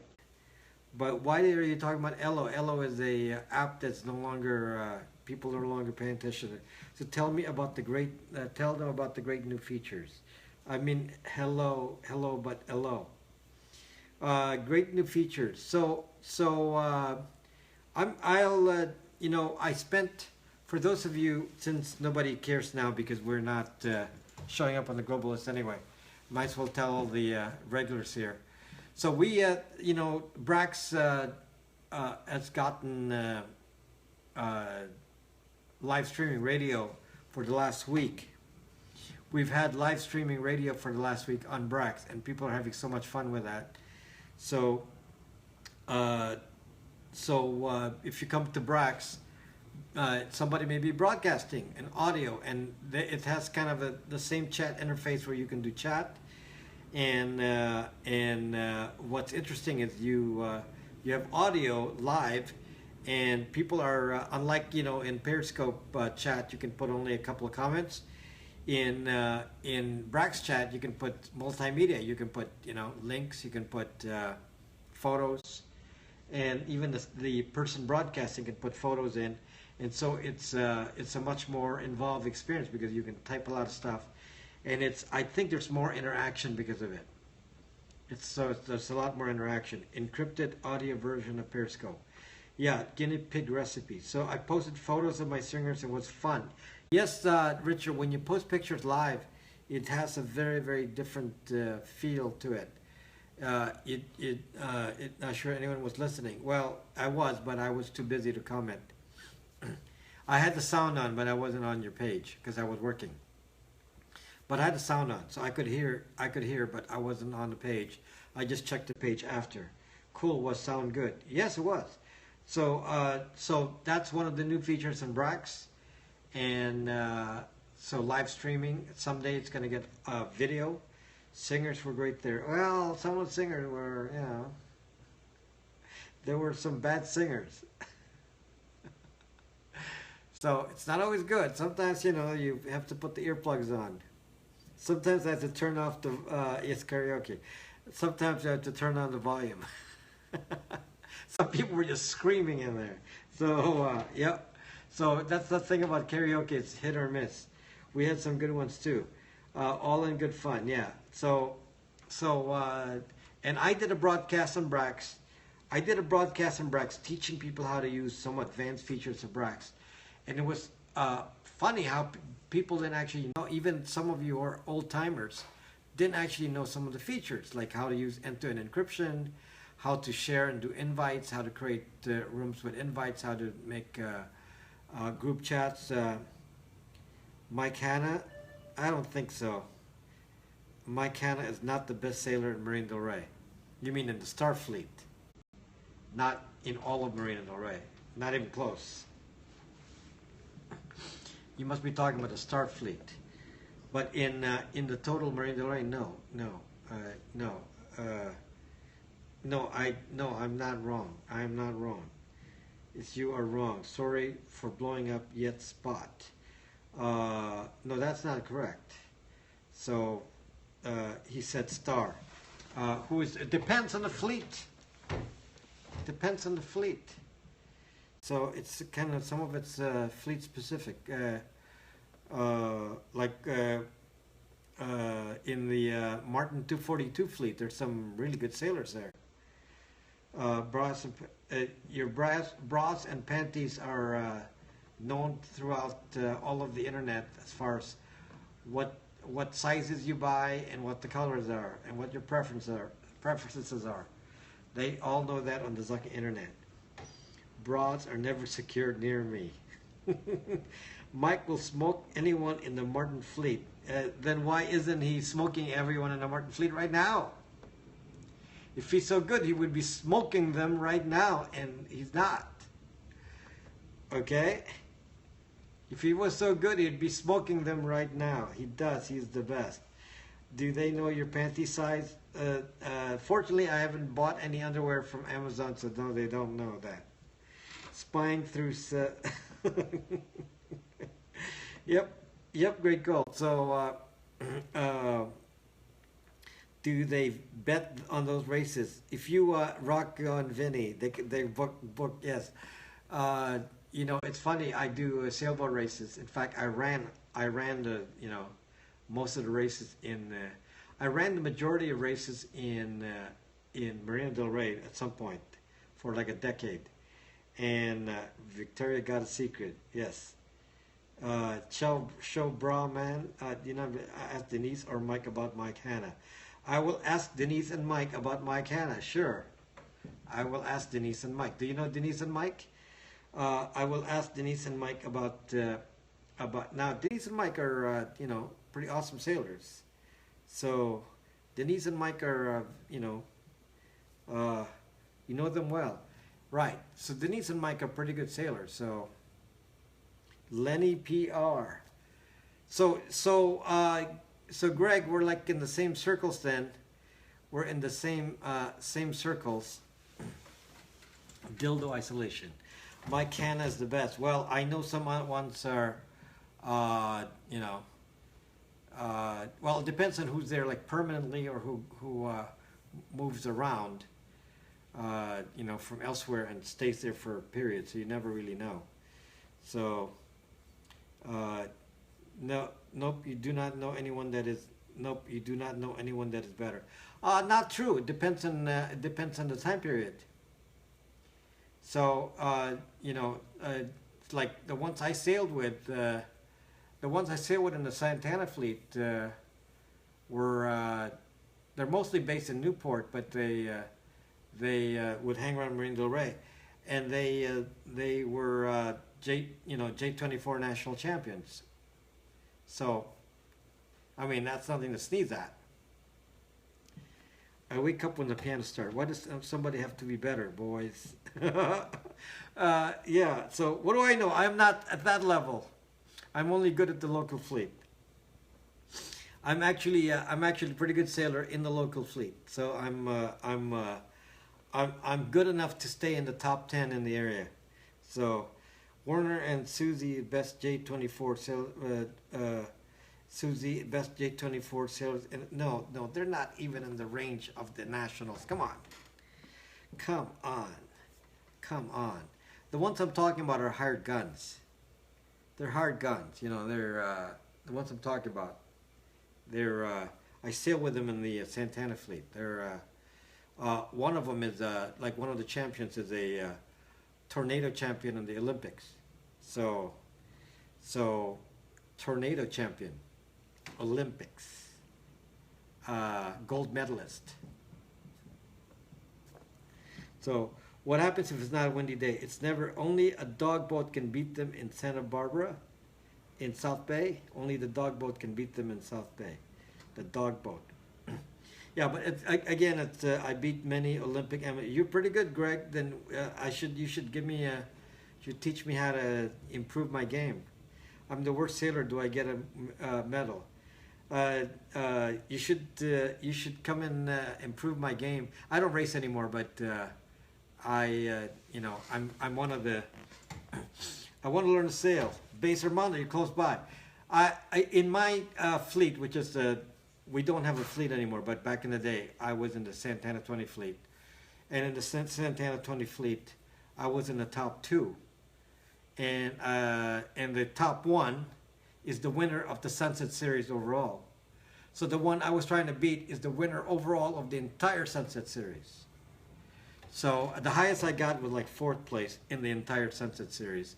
But I'm second I was second in the Santana 20 fleet. I was the education coordinator for ASA. Okay, do you still? Yeah, I sail all the time. I scope my. I don't race anymore, but I'm a. No, of course I know Tom Shock. I mean, I know Tom Shock very well. He's retired now, but you beat Tom Shock. That's pretty amazing. Tom Shock.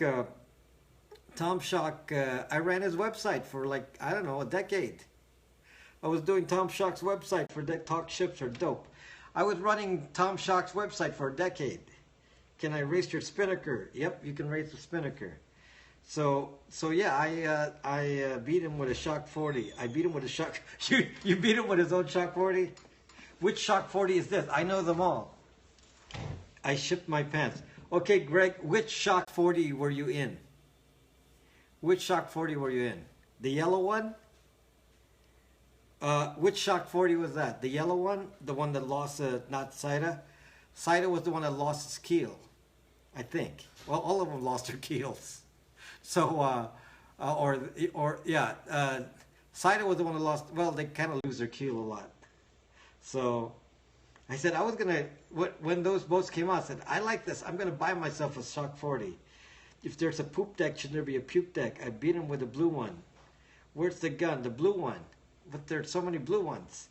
We had a 20-foot Sea Ray. I learned to find a friend with a boat and pay for the gas. Do they keel over? A Shock 40 is a very specific boat. It has a canting keel. So there's a mechanism which cants the keel and allows it to go to actually put more leverage on it, and so the lightweight boat can have more sail. So it's kind of super fast. The problem is it's kind of scary because they've lost the keel, and only one stole my lady. Was there only one blue Shock 40? I thought it was more than one, but I've seen the blue Shock 40, yes. You must squat on the poop deck. Oh, guys, you for the ones that don't know how to sail. So let's say you go racing all day. You go racing all day in the ocean. Do you think you zucking use the bathroom? Do you think you zucking use the bathroom? A Holden nail? We race every day. You don't zucking use the bathroom in a racing boat. No, you don't. So if you're a man, you just lean out. You lean out on the shrouds and you just do your business in the back. On the backstay. You hang on to the backstay or one of those. and you just lean out on the back and do your business. Okay, hang out on the back. Yeah. Okay. Then if you're a woman, you take the bucket down below. Too much info. If you're a woman, you take the bucket down below and you do your thing down below, and then you bring the bucket up and you swish it in the ocean. Fish live in that water. The fish love it.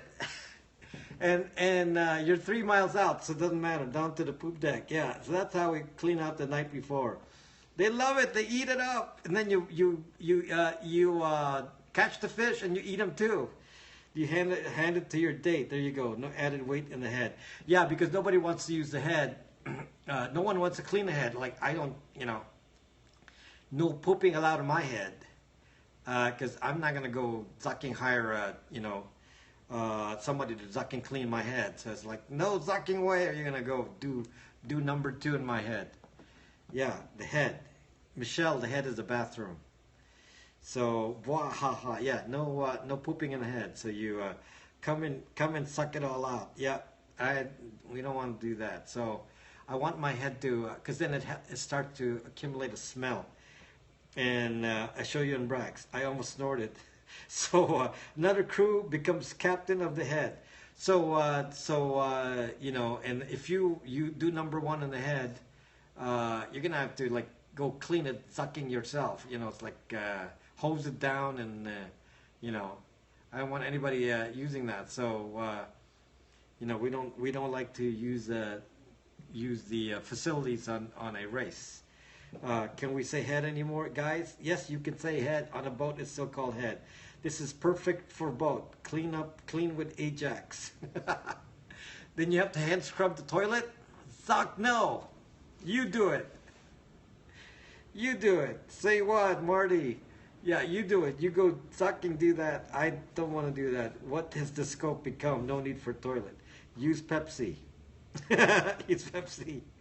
Yeah, Pepsi will probably corrode my all the rubber and such. Find a friend about telling you pay for the gas and oil. It's too hard to explain. It's zucking plastic. That's not true. It's rubber. Race with Mark Centrez. Who's Mark Centrez? I don't. If these are new names, I don't know them anymore, because I don't really race anymore. So you know what I do, Greg, is on during the summer I scope sailing out in the marina on the race, but I myself am not racing. We're just following the course. Race with Mike Kennedy. Yeah, I know Mike Kennedy.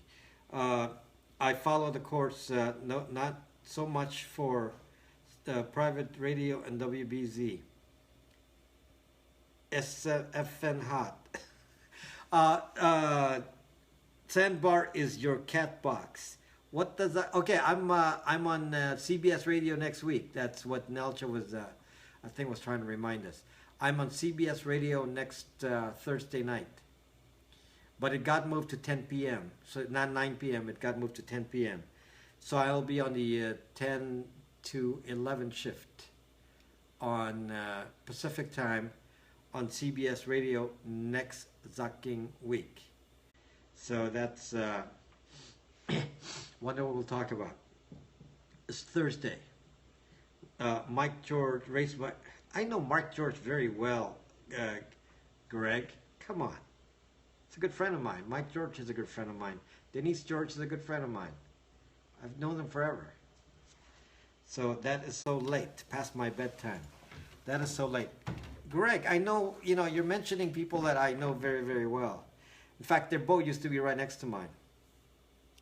Race Lenny Shabes. I don't know who Lenny Shabes is. Where did everyone go? I'm not on the global list, Vet, so Bradley J is in Europe. Yeah, he's on vacation. We were supposed to do it this week. Normal schedule is for this week, and it got moved to next week because he was out of town. So, yeah. So Lenny is more famous than Mike George. Except I don't know who Lenny is. Shucks. Yeah, when I'm not on the global list, then I'm Zuck big time here. So, yeah, it's the way it is. We don't worry about it. My average is very high. I don't have to, it doesn't like take me off the VIP list. But it's just, I just want to make sure that, I wanted to have as high a number as Cernovich, sucking Periscope. I just wanted a higher number as Cernovich, but if I'm not on the global list, it's not going to fucking happen.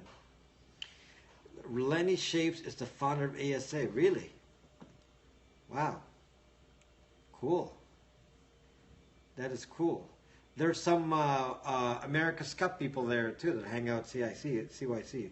Bradley is there for all the fun this week. Cernovich is fake news. Cerna uses bots.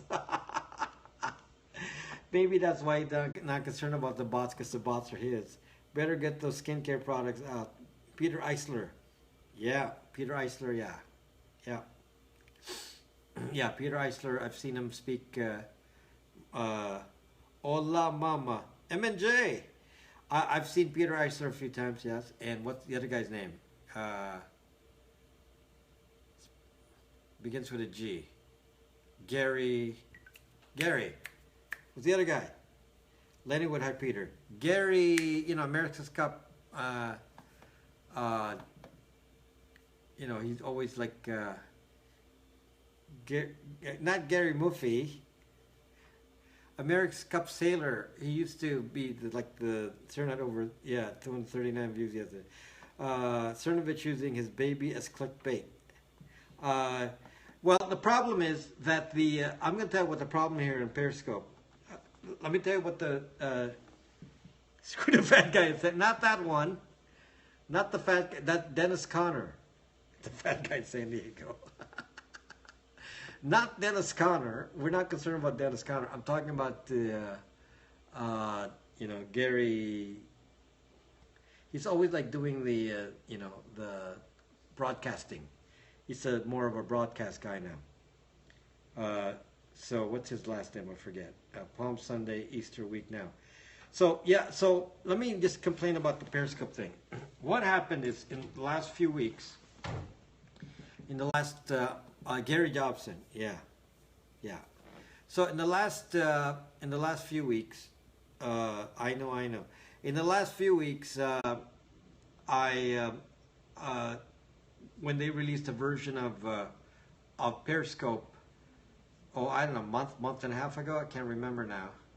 They changed the algorithm for the global list, and from that time on, I'm having a problem showing up on the global list. So, did you miss something important? Yeah, earlier on, yeah. So from that time on, I'd show up on the global list. Depends on the day. Some days, on a slow day, I have a chance. On a busy day, I have very little chance of showing up on the global list. And it's having gold used. I thought it helped, but basically what happened is now they favor the guys like Cernovich. So the algorithm is against me. So whatever the algorithm is, it's against me. I used to just pop up on the global list, and then I will stay there all night and grab 10,000 viewers. And now I don't show up on the global list. So this is the way it is on Periscope. They alter these routines. They at one point I was showing up on the trending list, and then what do they do now? Then what they do is they modified the trending list so that guys like me don't show up. Here's what they're really trying to get. They're trying to get the scopes that have a lot of people in there, but they don't care how long you stay. So they're biasing the trending list and so on, and the global list to people who come in and pop quickly for short moments. Now, in my scopes, people stay for long periods of time. They don't like that. So it's really stupid. It's really stupid because what happens if you do that, then you're not allowing the scopes that are actually causing the people to stay in Periscope. You're not allowing those scopes to flourish. Instead, what you're saying to the people is go watch a drone scope, get excited for or 360, get excited for a day or two, and then as the usual pattern is, in 3 months everyone leaves Periscope. So the usual numbers are that a user will only try Periscope for 3 months and then they leave. And they use it a lot the first month, they use it a lot less the second month. By the time they get to the third month, they barely use it, and then you don't see them again. And only 10% of the people who ever sign up ever stay for any long-term period of time. I can't sleep, it's 1 a.m. So tonight, most scopes have only 2-3 viewers, that's why I emailed them. So anyway, it's really, really frustrating when the algorithms are really stacked against me, because there are a few diehards. This is a very good number for just plain followers with no outside people. Because basically here, this is a private scope. This is to get a private scope with 1,000, 1,200 users here, viewers, is not bad. For a private scope, it's cool. For a public scope where I'm trying to get new members in and new followers, then it's not working. Because my goal is I come in peace. My goal is to get new followers, because here's why this is important to me. It's not that I have an ego. I need to show up in the global list and get followers. Here's why. Here's why. Because every 3 months, my follower base gets stale. For example, Cernovich's list is because he's on a trending list, his list is very new. People like Adam Gingrich, their list is brand new.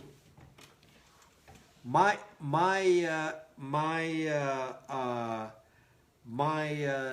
follower base is getting old because I'm not showing up on the trending list, so I am not able to get a new bunch of followers. So it's we aren't stale, we shower.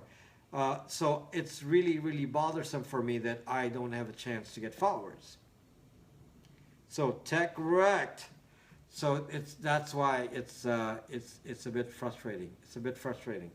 So it's good that we have old followers here. Well, because I'm able to build a follower base on Brax. If I don't have that, I'd be wiped out of here. You like me better, here's Cherno. I'll be wiped if I did not have, you guys, providing like a big strong base on Brax. I'd be out of here. Because I'm Brax is saving us all. I don't know the dude. Which dude do you speak of? Cerno? You don't know Cerno? So anyway, it's that's the problem. Is Cerno, not Cern. Cernovich. You would go to Facebook either. So it's just I'm trying to find a way to reach out, and if I can't, then maybe I have to go elsewhere. Bring back internet security info. What do you think I talk about every zucking night? What do you think I play, Lenny PR? You think people will come in? I just played all this Brazilian music, and people leave when I play Brazilian music. Dick Schmidt can beat Mike Jordan. I actually, I don't actually know Dick Schmidt. How secure are NAS? Well, it's local, so keep them local. What about Busker like Yo Pickles? Busker is not moving. Oh no, Busker is not. You can't get traffic on Busker. And somebody like me has to be on the big time here. I have to have secure password managers. They are pretty good. You actually need a password manager, yeah. A lot of police car chases on scope from the West Coast. Now there's a police car chase on LA every fucking day. Paid Marine Del Rey, most amazing series, S35 world champion. Yeah. Simon Iggy. Simon, what's up, buddy? Be light soonish in 26 hours. What's up, buddy? Good morning. Hoping you're having a fantastic Saturday morning. Simon, hoping you're, starting the day out great and going out to the beach, I presume. do some scoping a little later. In bed, a cup of tea in hand. Typical Englishman with his cup of tea. Right? And what else is for breakfast? Love your Harbor Tide scope. Harbor Tide scope. Cup of tea. I want to see where the car CO2 and blow the cop off. You mean like in Fast and Furious? Living the dream. Living the dream. So, not Los Angeles. Earl Grey. So for those of you who didn't see this, let me show you this. Gotta show you this. Gotta show you that.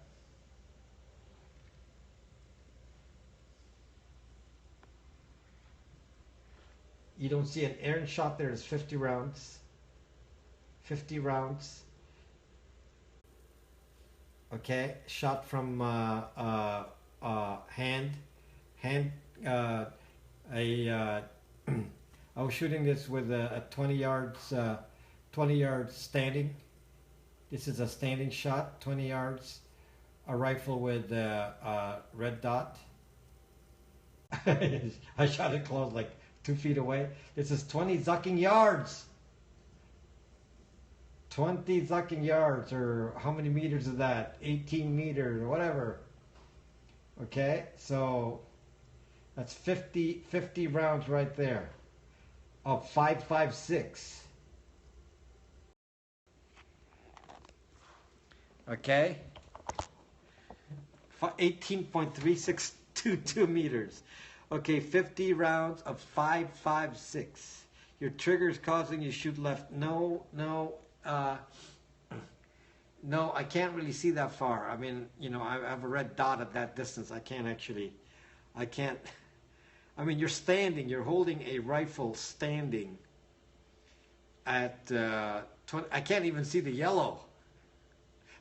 I mean, the yellow in the middle of the target is just a tiny little thing from 20 yards. I mean, you know, and you're like saying, oh, I'm shooting left. No, they're not. No, look at it. They're not all left. This is pretty much in the middle.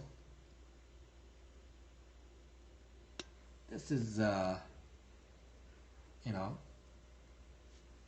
kind of middle. This one is an inch high. There's some left, but it's an inch high. That one is, yeah, it's that middle. Yeah, so this one's slick. I mean, my goodness. I mean, I can barely see the target, and I'm standing. This has no scope. This is not a scope shot. I prefer the bow. It's more fun. This is not a scope. This is like, you know, this is like a straight red dot. You need glasses. This is a straight red dot shot at. There's no scope here. And handheld. This is not a prone position. This is not. This is not with on a rest. Not prone. This is standing. Standing at 20 yards, and you can hardly see the yellow in there. Do you have ears hang low? Do they wobble to and fro? Do they? Do my ear? Is that? Are you trying to rhyme something there, Peter? Are you trying to rhyme that? So I don't know. That doesn't sound too bad to me. When we keep shoot with shot, you keep both eyes open. I shot this with both eyes open. I've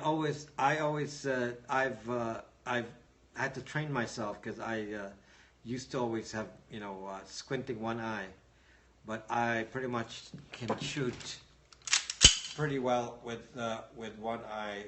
You know, I can shoot with one eye, with both eyes open. I never do that with a pistol.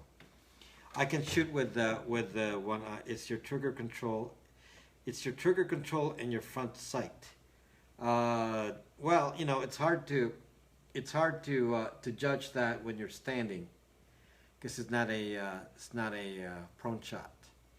So hard to judge. I haven't actually sighted the red dot. I haven't sighted it, so there's a slight bias to the left. but I haven't actually sighted it, so it's, you know, it may need a little slight windage adjustment for my position. I don't use sights and I still can aim well. Well, that's, there was a, you know, couple of big black dudes at the range, you know, big guys. And they go into the range and they go in there and, you know, and they start doing this. And it's like saying, what the zuck? Okay? I said, what the zuck? And I looked at their target, and their, you know, and their shots are all over the place. They're all over the place. So, you know, they were right next to me, and they should have been really embarrassed. They should have been really embarrassed to look at their shots and look at mine. They should have been ashamed. Nice way to break a wrist too. They should have been ashamed to do that. They should have been ashamed to do that next to me, because, you know, I did it with a pistol, I did it with a rifle, and I hit it right in the middle of all of them. And I did a pistol at 7 yards and hit the same hole multiple times. Yeah, they were big guys. They're like, you know, 300 pounds. They're like big people. Use a bare laser. My pistol is already sighted. My pistol is sighted, so that I don't have to worry about. That's pretty precise. So my pistol sighted. My red dot is not sighted yet. So which, you know, I can't really sight it without a rest. You can't sight it standing up. You gotta, like, you know, do it precisely with the rest. Mine's not, and I can still aim it awesome. Show me your target, Moonstar. Show me your target, and from what distance. Can't talk about it. Got to show proof. We got to show proof you can actually do it. So, and I practice with the. Where's Peter? Peter, hunting season's over now. Peter, you know, I always practice with this. This is a air gun. This is an actual air gun. Okay, avert your ears now. Avert your ears. Don't complain to me about your ears. I'm gonna fire this with a double tap. So avert your ears. Ready, set, pew pew. Okay. So here we go. So the nice thing about this is this is an airsoft gun. This is an airsoft gun.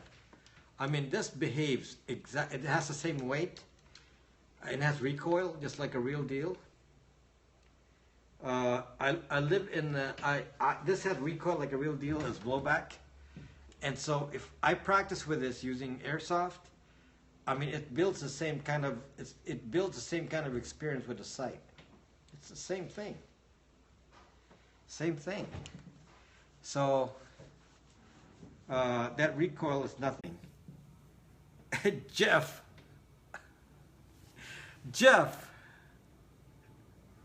I'm shooting with a Zucky 1911 for real, a real one. And you're telling me that recoil is nothing. Well, I know that. I'm shooting a 1911, okay? Okay, I was shooting a 1911 today, aside from this one with 5.56. So I was shooting a 1911. So yes, I know about recoil. Although to me, a pistol recoil is nothing compared to, you know, the 223. That's an awesome replica. Yeah, this is one, but because of the feel and the accuracy, it's actually very accurate. So when you're firing this, you actually develop a, you know, good aim. So you look like Bob Izumi, the fishing guy, except I don't know who Bob Izumi, the fishing guy, is. Bobby Bittman. Now that's why you're left high. Okay, now that's why you're left high. Left high from a rifle, because I'm not left high on the. I'm not left high on pistol. My pistol is already sighted. My pistol is sighted. So this one is a red dot that I have not sighted because I want to do it in a range, long distance outdoor range. It's trigger flinch. I told you, how can I get trigger flinch on a 1911 when it's sighted and it's pretty good for a pistol. Some of the guns that comes out of the trunks of cars always amazes me. That's what I was thinking from anticipation. This is a Zucking rifle. It's not even sighted yet. I can't even see the yellow dot. Anticipation. Come on. Come on. It's not even a sight. I haven't sighted this at all.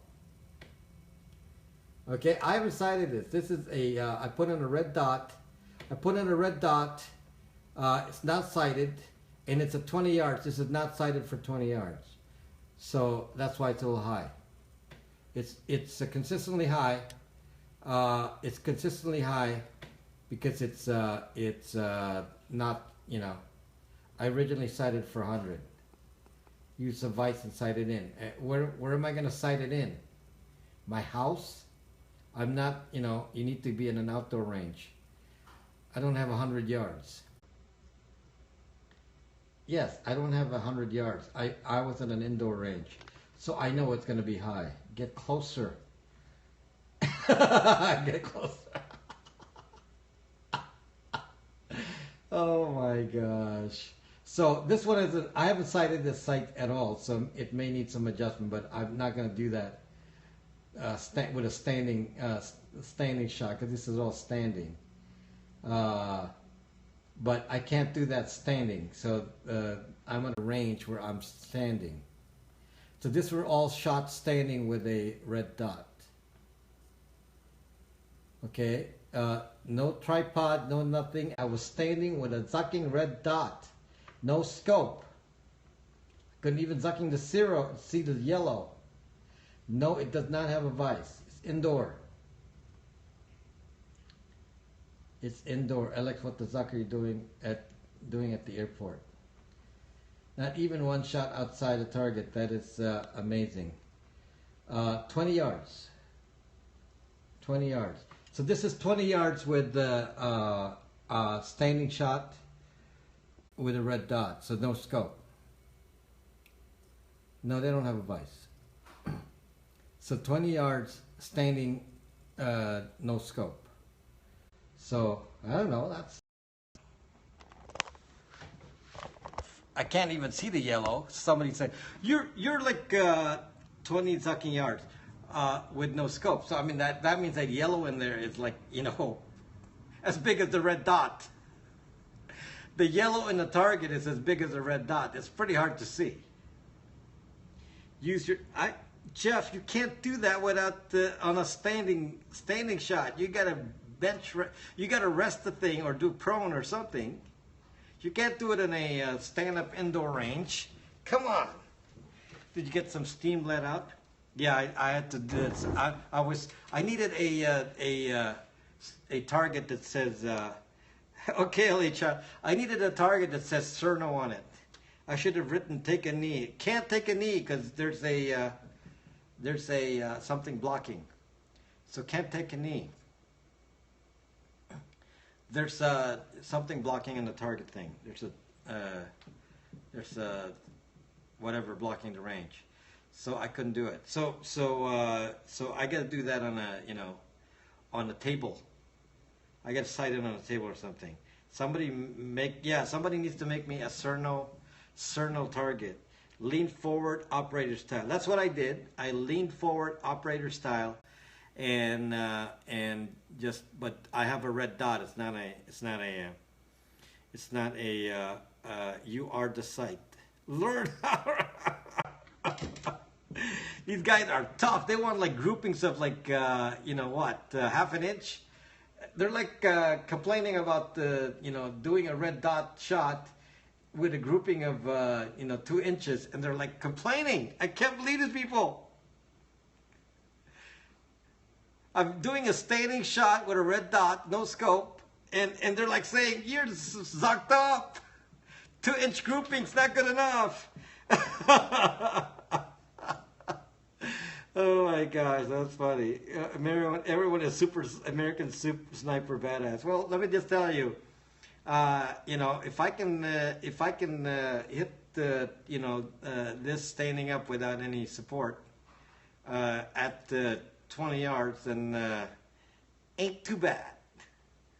I'll do better, but it ain't. I'm not like gonna be a national target rifle shooter, but ain't too bad. You gotta be ready for Russia. Yeah, I want to steal the riffraff from your scope. Going on and okay, 1%er, steal the riffraff. I'm gonna be off here. Shoot from the hip. You'll do better. Yeah. You mean I can't do this? I can't do the gangster shot? Gangster position, one-handed. What's up, motherfucker? Take drift into calculations. How do you do a scope on an outside range? How about you do a scope on an outside range? Come see me. Annie Oakley gets a gun. Blow out, slightly squeeze. Take lesson from Snoop Dogg. My pistol shots are almost as good as this at 7 yards.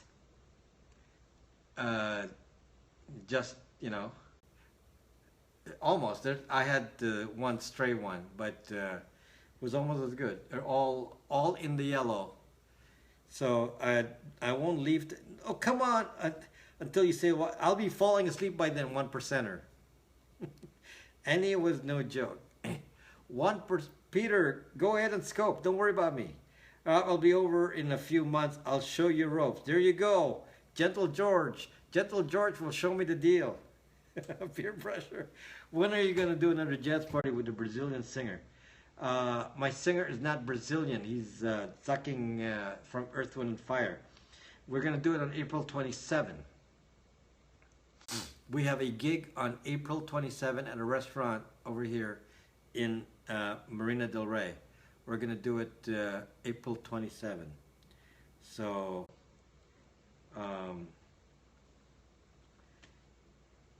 I can't believe these guys. Some of these guys, like 1%er, who like you guys are like Gentle George, like sharpshooters. They can do a standing shot at 100 yards and hit the target. Right? Is that what you guys are like? Super. You just lean forward and you can hit them at 100 yards. Well, I don't think just well honed. I don't have the kind of vision.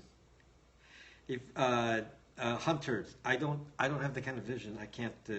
Rob wagging finger at me. Yep. Look at this. I mean, I'm not getting any new viewers anyway, so I better go. No, I need to rest on something. Become sick. Gentle George, you can do it without resting. You can do it without resting on anything. You can do it standing up, which is what I did here. 10-yard rounds where you want them. This is 20 yards standing, and I can get complaints. It's been a while, but yeah. Zucking throttle. Oh yes, Menazort, I am zucking throttle. But,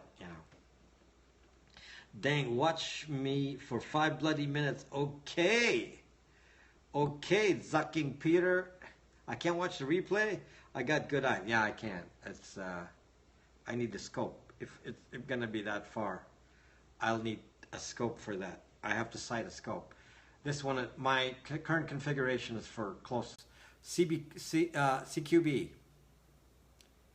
My current configuration CQB with red dot. So I'm not in Hickok 45. Yo, yeah, it's fun. Yes, I took video at the range I shoot at. Probably depends on the range. Your ISP will be throttling you in the next few weeks. You pay them more. I will out my boy John Jay against anyone. Best shot I've ever seen. I don't know. I'm going to pit you against Gentle George here. Gentle George is military.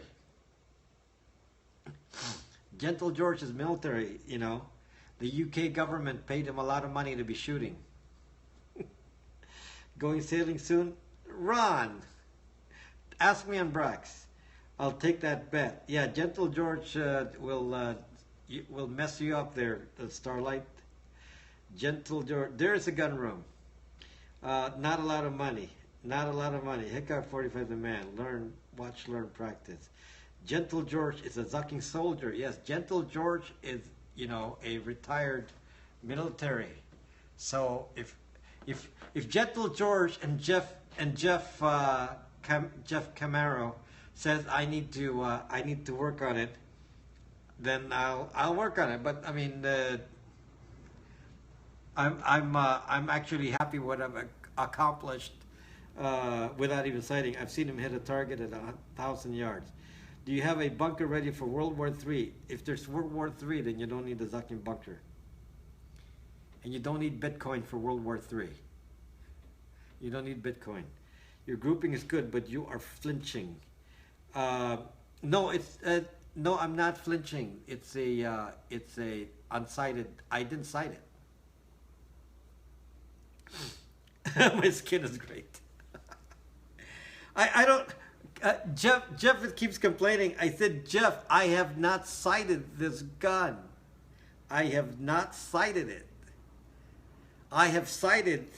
You should. I don't want to do that because I was told you don't compensate for it.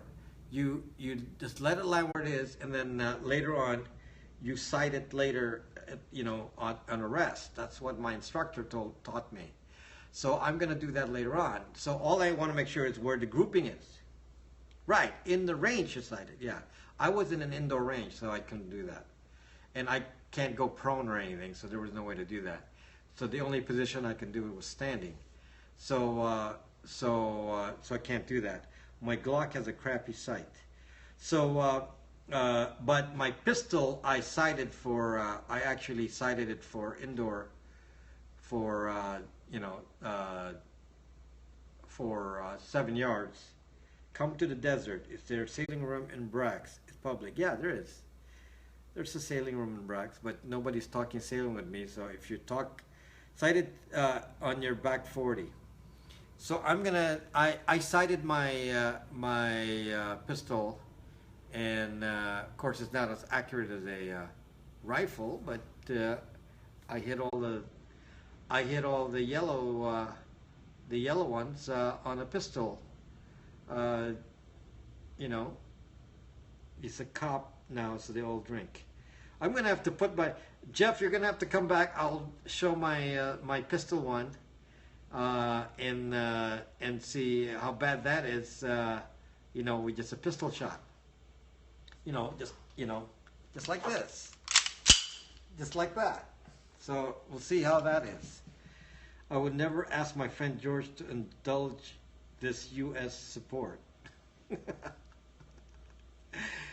Gentle George is amazing. He's like super guy from Scotland, from Glasgow. Super guy. You're always welcome here. Just know that. Yes, he is quite welcome here. Being Scottish, drinking is in the blood. It's like your blood has alcohol in it by nature, right?